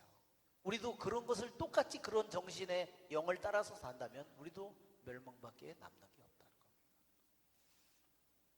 자, 9절, 주 저희 하나님께서는 자비하시고 용서를 베푸시는 분이십니다. 이제는 의로운 분이신데, 이제는 내용이 이제 바뀌었어요. 그렇죠? 하느님이 의로운 분은 맞는데 동시에 하느님은 자비하시고 용서를 베푸시는 분입니다.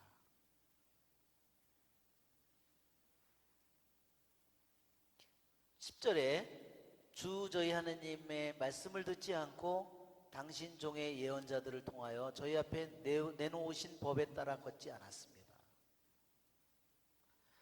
자, 그렇게 이것이 그들의 죄예요. 이스라엘 백성의 죄를 고백한 겁니다. 다니엘이 자기의 죄와 자기 조상들의 죄, 자기 고관들의 죄, 백성의 임금의 죄, 모든 것을 고백했어요. 11절에 그 결과가 뭐냐? 온 이스라엘은 당신의 말씀을 듣지 않고 당신의 율법을 어기고 그것에서 벗어났습니다. 그리하여 하느님의 종 모세의 율법에 쓰인 저주와 맹세가 저희에게 쏟아졌습니다.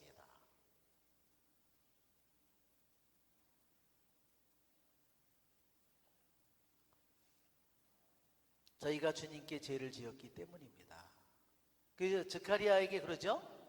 무엇이 보이느냐? 큰 솥이 보입니다. 그렇죠? 북쪽에서 그것이 펄펄 끓는 그 물이 쏟아지려고, 그렇죠? 북쪽에서 재앙이 다가오는 겁니다. 자, 이것은 11절에 율법에 쓰인 저주와 맹세가 나오고요. 12절에는 저희에게 큰 불행을 내렸다. 13절에도 모세율법에 쓰인 대로 이 모든 불행이 저희에게 닥쳤다. 14절에도 주님께서 그 불행을 간수하였다가 저에게 내리셨다. 그러면서 뭐라고 그래요? 자, 14절의 끝에 보면 정령 주 저희 하느님께서는 하시는 일마다 의로우십니다. 왜? 당신의 계약에 언제나 충실하신 거예요.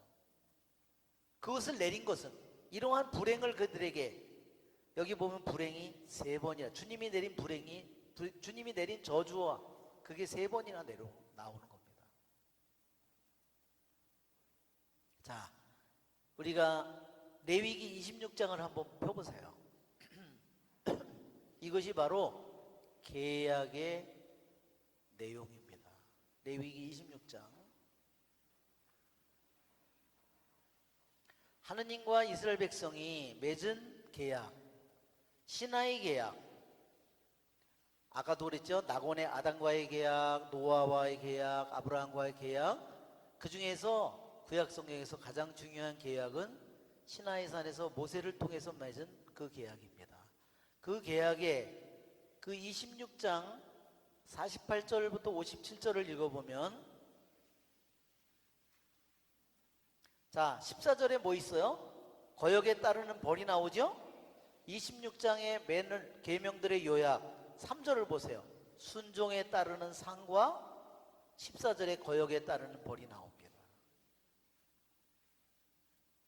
그러니까 우리는 이것을 보면 우리는 하느님께 상을 불러드릴 수도 있지만 우리가 벌을 불러드릴 수도 있어요. 자 26장 지금 14절부터 나오는 내용들이 모두가 다 거역에 따르는 벌이에요.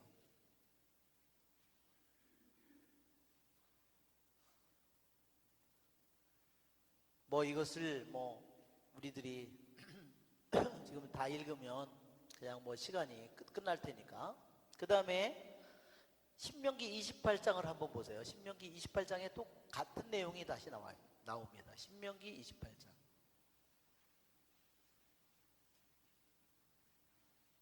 이것은 계약에 따른 축복과 저주. 신명기 28장 48절부터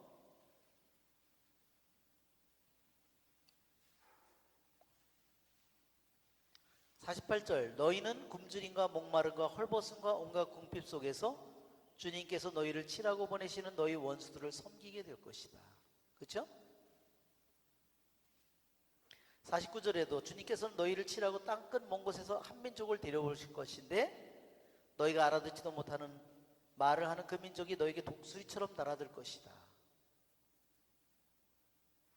예, 52절에도 너희 모든 세용을 에워싸고 너희가 믿던 높고 튼튼한 성벽이 온 땅에서 무너져 내리게 할 것이다. 예, 여기서 보면 결국은 자식의 살점을 먹어야 돼. 이런 수많은 끔찍한 모든 일들이 여기 다 이미 나와 있어요. 율법에 쓰인 하느님과 이스라엘 백성이 시나이 산에서 계약을 맺을 때 그 계약에 따른 축복과 저주가 있는데 그 저주가 그들에게 그대로 자기네들이 그것을 불러들였다는 겁니다. 그러니까 하느님께서는 뭐 어때요? 당신의 계약에 충실하시죠. 당신의 계약에 충실한 겁니다. 하느님은 의로우신 겁니다. 이제 그들에게 70년의 귀양살이가 끝나서 돌아가게 하는 것은 그들이 훌륭해서도 아니고 완전히 회개해서도 아니에요. 하느님의 오직 자비로만 하는 겁니다. 용서를 베푸시기 때문에.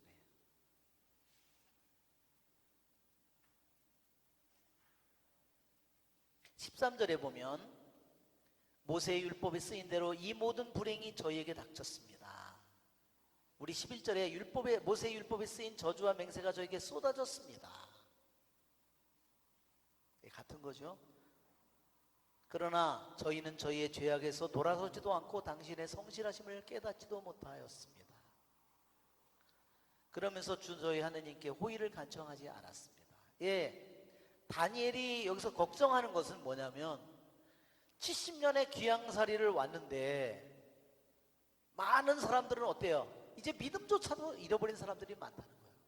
이제 그거는 끝난 일이야. 우리나라는 끝났어 이제. 뭐 성전도 언제 무슨 성전 무슨 소리를 하고 있는 거야. 이제 사제들도 죽고 사제들의 자식들도 더 이상 또 이제 벌써 2세대가 지나갔는데 이제 70년의 귀양살이가 끝나가는 이 시간이 다가오고 있지만 다니엘의 마음의 고통은 너무나 커요. 왜? 그들이 회개한 것이 아니고. 왜 다니엘이 단식하고 왜 자루옷을 입고 왜 죄를 뒤집어 쓰고 왜 그렇게 고통스럽게 그가 기도를 할까? 그들이 거기에 귀향을 와서 그들이 참으로 온전히 회개한 것이 아니라는 겁니다. 대부분의 사람들은 더 나빠지고, 그렇죠? 여기에 보면 저희의 죄악에서 돌아서지도 않고 당신의 성실하심을 깨닫지도 못했다. 그러니까 그 뭐예요? 사람들은 하느님은 우리를 버렸다 이렇게 생각한다는 거죠. 하느님이 당신의 계약대로 충실히 하셨고 당신이 올바르고 의롭게 당신의 모든 일을 했는데도 사람들은 자기네들이 잘못하는데 잘못은 누구에게 돌려요? 하느님이 우리를 버렸다고 거꾸로 하느님을 탓한다는 거죠. 하느님의 성실하심을, 진실하심을 깨닫지 못하고. 그러니 다니엘이 왜 기도하는지 여러분 이해가 되시죠? 네. 그러니까 다니엘의 이 한 사람의 기도가 너무너무나 소중한 겁니다. 그렇죠? 정말 그 많은 사람들이 귀향을 가서 벌써 20년, 20년, 30년, 40년, 50년, 60년, 70년이 다 돼가서 많은 사람들이 하느님도 더 이상 이스라엘 언어도 잃어버리고 모두 잃어버리고 다 잊어버린 이런 판국에 거기에서 다니엘의 한 사람의 기도가 하느님의 끈을 붙들고 있는 것입니다. 자, 14절 주님께서는 그 불행을 간수하셨다가 저희에게 내리셨습니다. 정령 주저히 하느님께서는 하시는 일마다 의로우십니다. 그런데 저희는 주님의 말씀을 듣지 않았습니다. 그러니까 그게 너무 가슴 아픈 거예요. 거기까지 와서 귀향을 와서 하느님은 이제 되돌려 주려고 하는데도 그들은 준비가 안 되어 있는 겁니다. 이제 주저히 하느님, 당신께서는 강한 손으로 당신의 백성을 이집트 땅에서 이끌어내시어 오늘날까지도 명성을 떨치셨습니다. 그러나 저희는 죄를 짓고 악을 저질렀습니다. 그러니까 이것은 왜 얘기하냐면 그들이 과거를 역사를 기억하면서 그들이 에집트에서 노예살이를 할 때 하느님께서는 그들이 다 회개했기 때문에 에집트에서 빼내준 것이 아니라는 거죠. 그렇죠?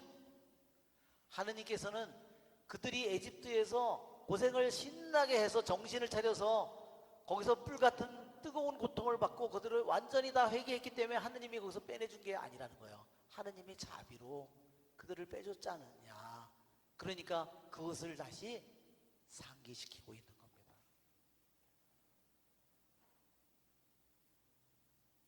주님, 당신의 그 모든 의로운 업적을 보시어 당신의 도성 예루살렘에서 당신의 거룩한 산에서 당신의 분노와 진노를 거두어 주십시오. 그때도 당신의 자비로 그렇게 하느님을 잊은 백성을 거두어서 다시 약속의 땅으로 데려갔던 것처럼 우리들도 다 회개하지 못했지만 주님, 저희는 준비가 되지 않았지만 저희에게 자비를 베풀어 주시고 당신의 분노와 진노를 이제 거두어 달라고, 70년의 당신의 분노를 거두어 달라고 이제 청원하는 겁니다. 이제 16절서부터가 청원 기도예요. 그러니까 4절부터 15절까지가 청원 기도를 하기 전에 무슨 기도예요? 참회의 기도예요. 죄를 고백하는 기도입니다. 그러니까 다니엘의 기도를 보면 우리가 이러한 재앙을 겪는 것은 마땅한 일이다. 그것은 하느님이 우리를 버린 것이 아니라 하느님은 의롭고 당신의 계약에 충실하신 것이라는 것을 그가 말합니다.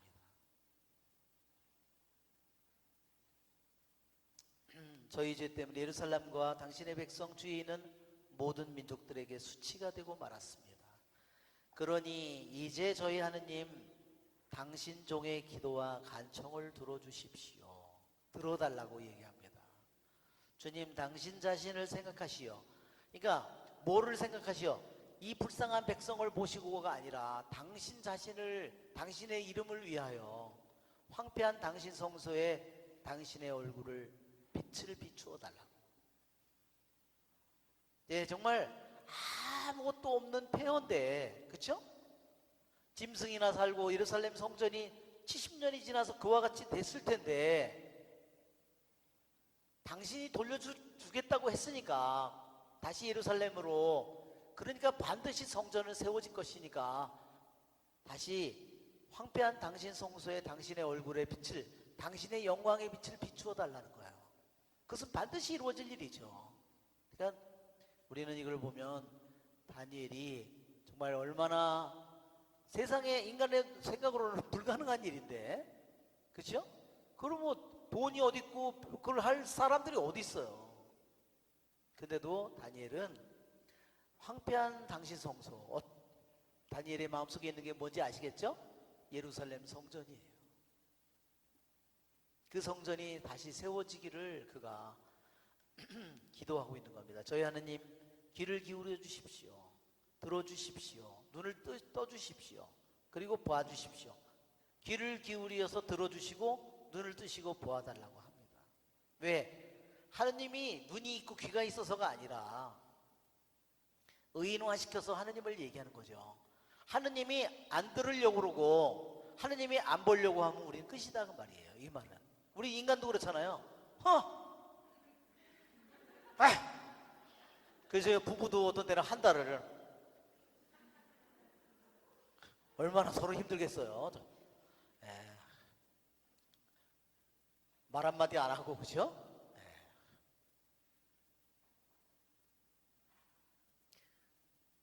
루시아가 막 한숨이 땅에 꽂으라고. 저희가 저희가 당신 앞에 간청을 올리는 것은 저희의 어떤 의로운 업적이 아니라 이제 우리가 기양을 와서 여기서 우리가 충분히 마땅한 회개를 잘 했기 때문에 그게 아니라 오직 당신의 자비 때문입니다. 그가 이렇게 하느님 앞에 간청을 올릴 수 있는 것은 뭐냐면 오직 우리들이 아니라 당신의 오직 자비만을 믿고 간청을 올린다는 겁니다. 19절, 주님 들어주십시오. 주님 용서해 주십시오. 주님 귀 여겨 들으시고 행동해 주십시오. 정말 이 말이 얼마나 마음에 와닿는지 모릅니다. 주님 행동해 달라고. 왜냐면 당신은 이미 예언의 말씀을 통해서 너희들이 바빌론을 섬기리라고 말했지만 70년의 그 기간을 정했기 때문에 이제 끝나면 자기네들이 돌아갈 때가 되니까 주님, 당신은 이미 계획을 처음서부터 세웠으니까 계획대로 행동해 달라고. 주님, 정말 주님 들어주십시오. 그리고 행동해 주십시오.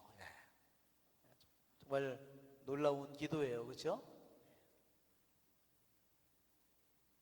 정말 다니엘이 정말 이렇게 하느님께 행동해 달라고 말하는, 정말 다니엘은 그렇죠?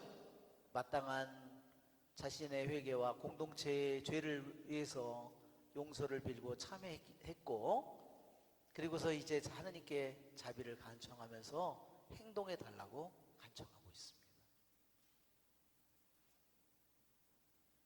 그리고 지체하지 마십시오. 우리 다음 장에도 나오는데 다니엘이 20일 동안을 기도를 하거든요. 단식하면서 기도를 했는데 주님께서 뭐라고 말씀하셨냐면 천사를 보내서 응답하기를 내가 첫날 기도하는 순간에 이미 하나님께서는 응답을 내리셨다. 다니엘이 첫날 결심을 하고 기도하는 순간에 하나님은 이미 응답을 내리셨다는 거예요. 정말 하나님 놀랍죠?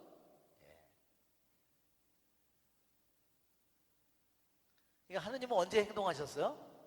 다니엘이 이미 결심을 하고 기도하는 그 순간에 벌써 답을 주셨어요.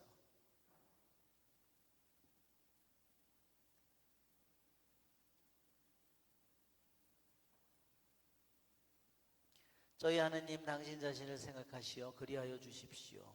당신의 도성과 당신의 백성이 당신의 이름으로 불리기 때문입니다. 그러니까 자신들을 봐서가 아니라 오직 하느님과 하느님의 이름을 보아서 하느님을 위해서 해달라고 그가 간청합니다. 자, 이제 두 번째 부분이에요. 이제 다니엘서 9장의 두 번째 부분, 가브리엘이 예언의 뜻을 설명하다. 앞에도 보면 8장에도 보면 어떤 천사가 나타나는데 그 천사가 가브리엘이라는 것을 이게 8장과 연결되어 있는 내용이에요. 왜냐하면 환시를 봤는데 다니엘이 기절을 하죠. 쓰러져 가지고 기절을 합니다. 그래서 그게 더 이상 이제 천사를 통해서 그것을 자세하게 설명을 듣고 모든 것을 천사를 하느님께서 보낸 것은 그 꿈의 내용을 천사를 통해서 설명을 듣고 자세히 알아야 되는데 그걸 하기 전에 자꾸 다니엘이 기절을 하는 거예요. 그래서 여기서 보면 이제 하느님께서 천사를 거기서 보낸다고 얘기했는데 그것이 가브리엘 천사라는 것을 앞에 장에 나오는 그 천사, 보낸 천사였고 가브리엘이었음을 여기서 보여줍니다. 내가 이렇게 기도하고 나의 죄와 내 백성 이스라엘의 죄를 고백하며 내 하느님의 거룩한 산, 예루살렘이죠? 예루살렘 성전. 주 나의 하느님 앞에 간청을 올리고 있었다. 내가 이렇게 기도하며 아뢰고 있는데 지난번 환시에서 그쵸? 지난번 환시 8장을 얘기하는 겁니다. 가브리엘이라는 이가 저녁 예물을 바칠 때 빨리 날아서 나에게 다가왔다. 그러니까 여기 보면 다니엘은 분명히 아침에도 분명히 기도를 했을 거예요. 아침에도. 그러니까 유대인들의 그 기도가 아까 그 사도행전 3장에 나온 것처럼 아침에 성전에서 유대인들이 사제들이 어린 양을 9시에 잡아서 거기에 이 그림을 보면요. 우리 그림을 했는데도 내가 보여주진 않았는데. 자, 우리에게 보면 다니엘이 기도하는 그러한 모습을 여기는 이거는 저긴데 자루옷을 입었다 그러니까 이거보다 더 형편없는 옷을 입었을 거예요. 자, 이렇게 기도하고 있는데 천사가 날아옵니다. 주님을 향해서 얼굴을 돌렸다 그랬잖아요. 동쪽 말하자면 예루살렘을 향해서 말하자면 자기가 얼굴을 돌려서 기도하는 겁니다. 이 천사가 이제 날아오는 모습이에요. 다 천사가 기도할 때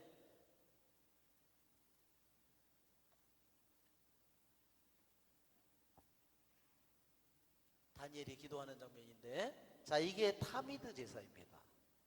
저렇게 장작을 솔로몬 성전에 장작을, 왜냐하면 제물이 그 당시에 솔로몬 시대나 이런 때는 백성이 많잖아요, 그렇죠? 뭐 장정만도 몇십만 명 이렇게 되니까 그 제물이 얼마나 많았겠어요. 그러니까 장작을 그 하는 저기가 따로 있잖아요. 저기가 여기에다가 이렇게 제물을 많아지면 또 나무를 쌓고 거기다 또 제물을 올려놔서 또 태우고. 그러니까 이게 아침에 타미드 제사의 양 한 마리였는데 이건 양 한 마리보다 훨씬 많죠. 그게 수많은 사람들이 바친 수많은 제물 때문에요. 번제 제물, 무슨 제물, 뭐 곡식 제물, 속죄 제물, 뭐 이런 제물들 때문에. 그래서 저렇게 많이 저기가 되는 겁니다. 그러니까 아침에 이거를 바치는 순간에 유대인들이 그때 저거를 바치고 있을 때 유대인들이 시간을 알잖아요.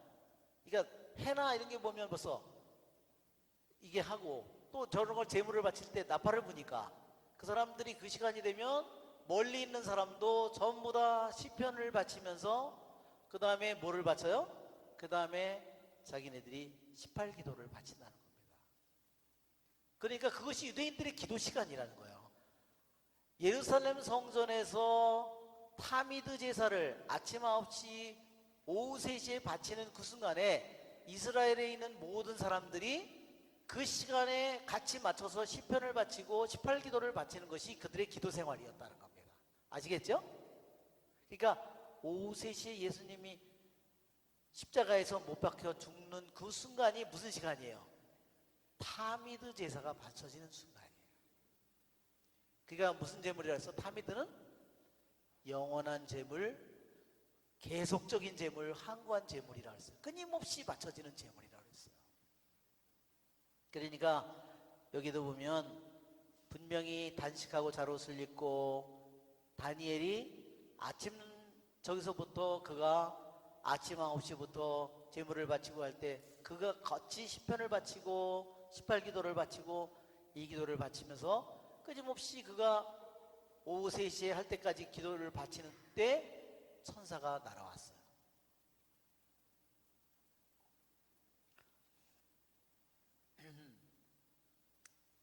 그렇게 와서 나에게 말하였다. 다니엘아, 내가 너를 깨닫게 해주려고 이렇게 나왔다. 그러니까 환시를 보긴 봤지만 그 환시가 무슨 내용인지 그거를 어떻게 해석해야 되는지는 알지 못하는 거예요. 그래서 그 환시를 깨닫게 해주려고 왔다고 했습니다.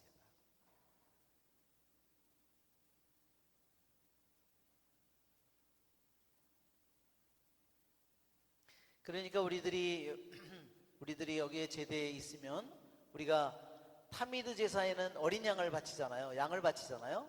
한 마리를. 그리고 나머지 제물들은 다 그 위에다 얹어서 바친다 그랬죠. 오후 3시에 양 한 마리 잡아서 또 그 위에다 다. 그래서 그것이 밤새도록 탄다 그랬어요. 이렇게 제물이 끊임없이 하루 종일 끊임없이 타 올라가는 거예요. 그게 타미드 제사잖아요. 바로 예수님이 그겁니다. 이 제대 위에서 그래서 우리들의 마음의 눈으로 끊임없이 이 제대로부터 예수님과 함께, 그렇죠? 우리들이 바치는 모든 기도가, 내가 바치는 기도, 모든 기도가 바로 예수님과 함께 어디로 올라가겠어요? 하늘로 끊임없이 올라가는 거죠. 그러면서 바로 응답이 다니엘에게 내려왔습니다. 내가 간청하기 시작할 때 이미 말씀이 내렸는데, 그렇습니다. 그것을 일러주려고 내가 왔다. 예.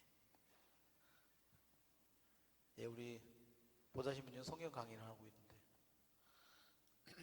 예, 예, 간청하기 시작한 순간에 이미 하느님의 응답이 내렸어요. 할렐루야. 오늘은 여기까지 하겠습니다. 다음에 어차피 예언의 말씀은 오늘 할 수가 없어. 영광이 성부와 성자 성령께, 성부와 성자 성령의 이름으로 아멘.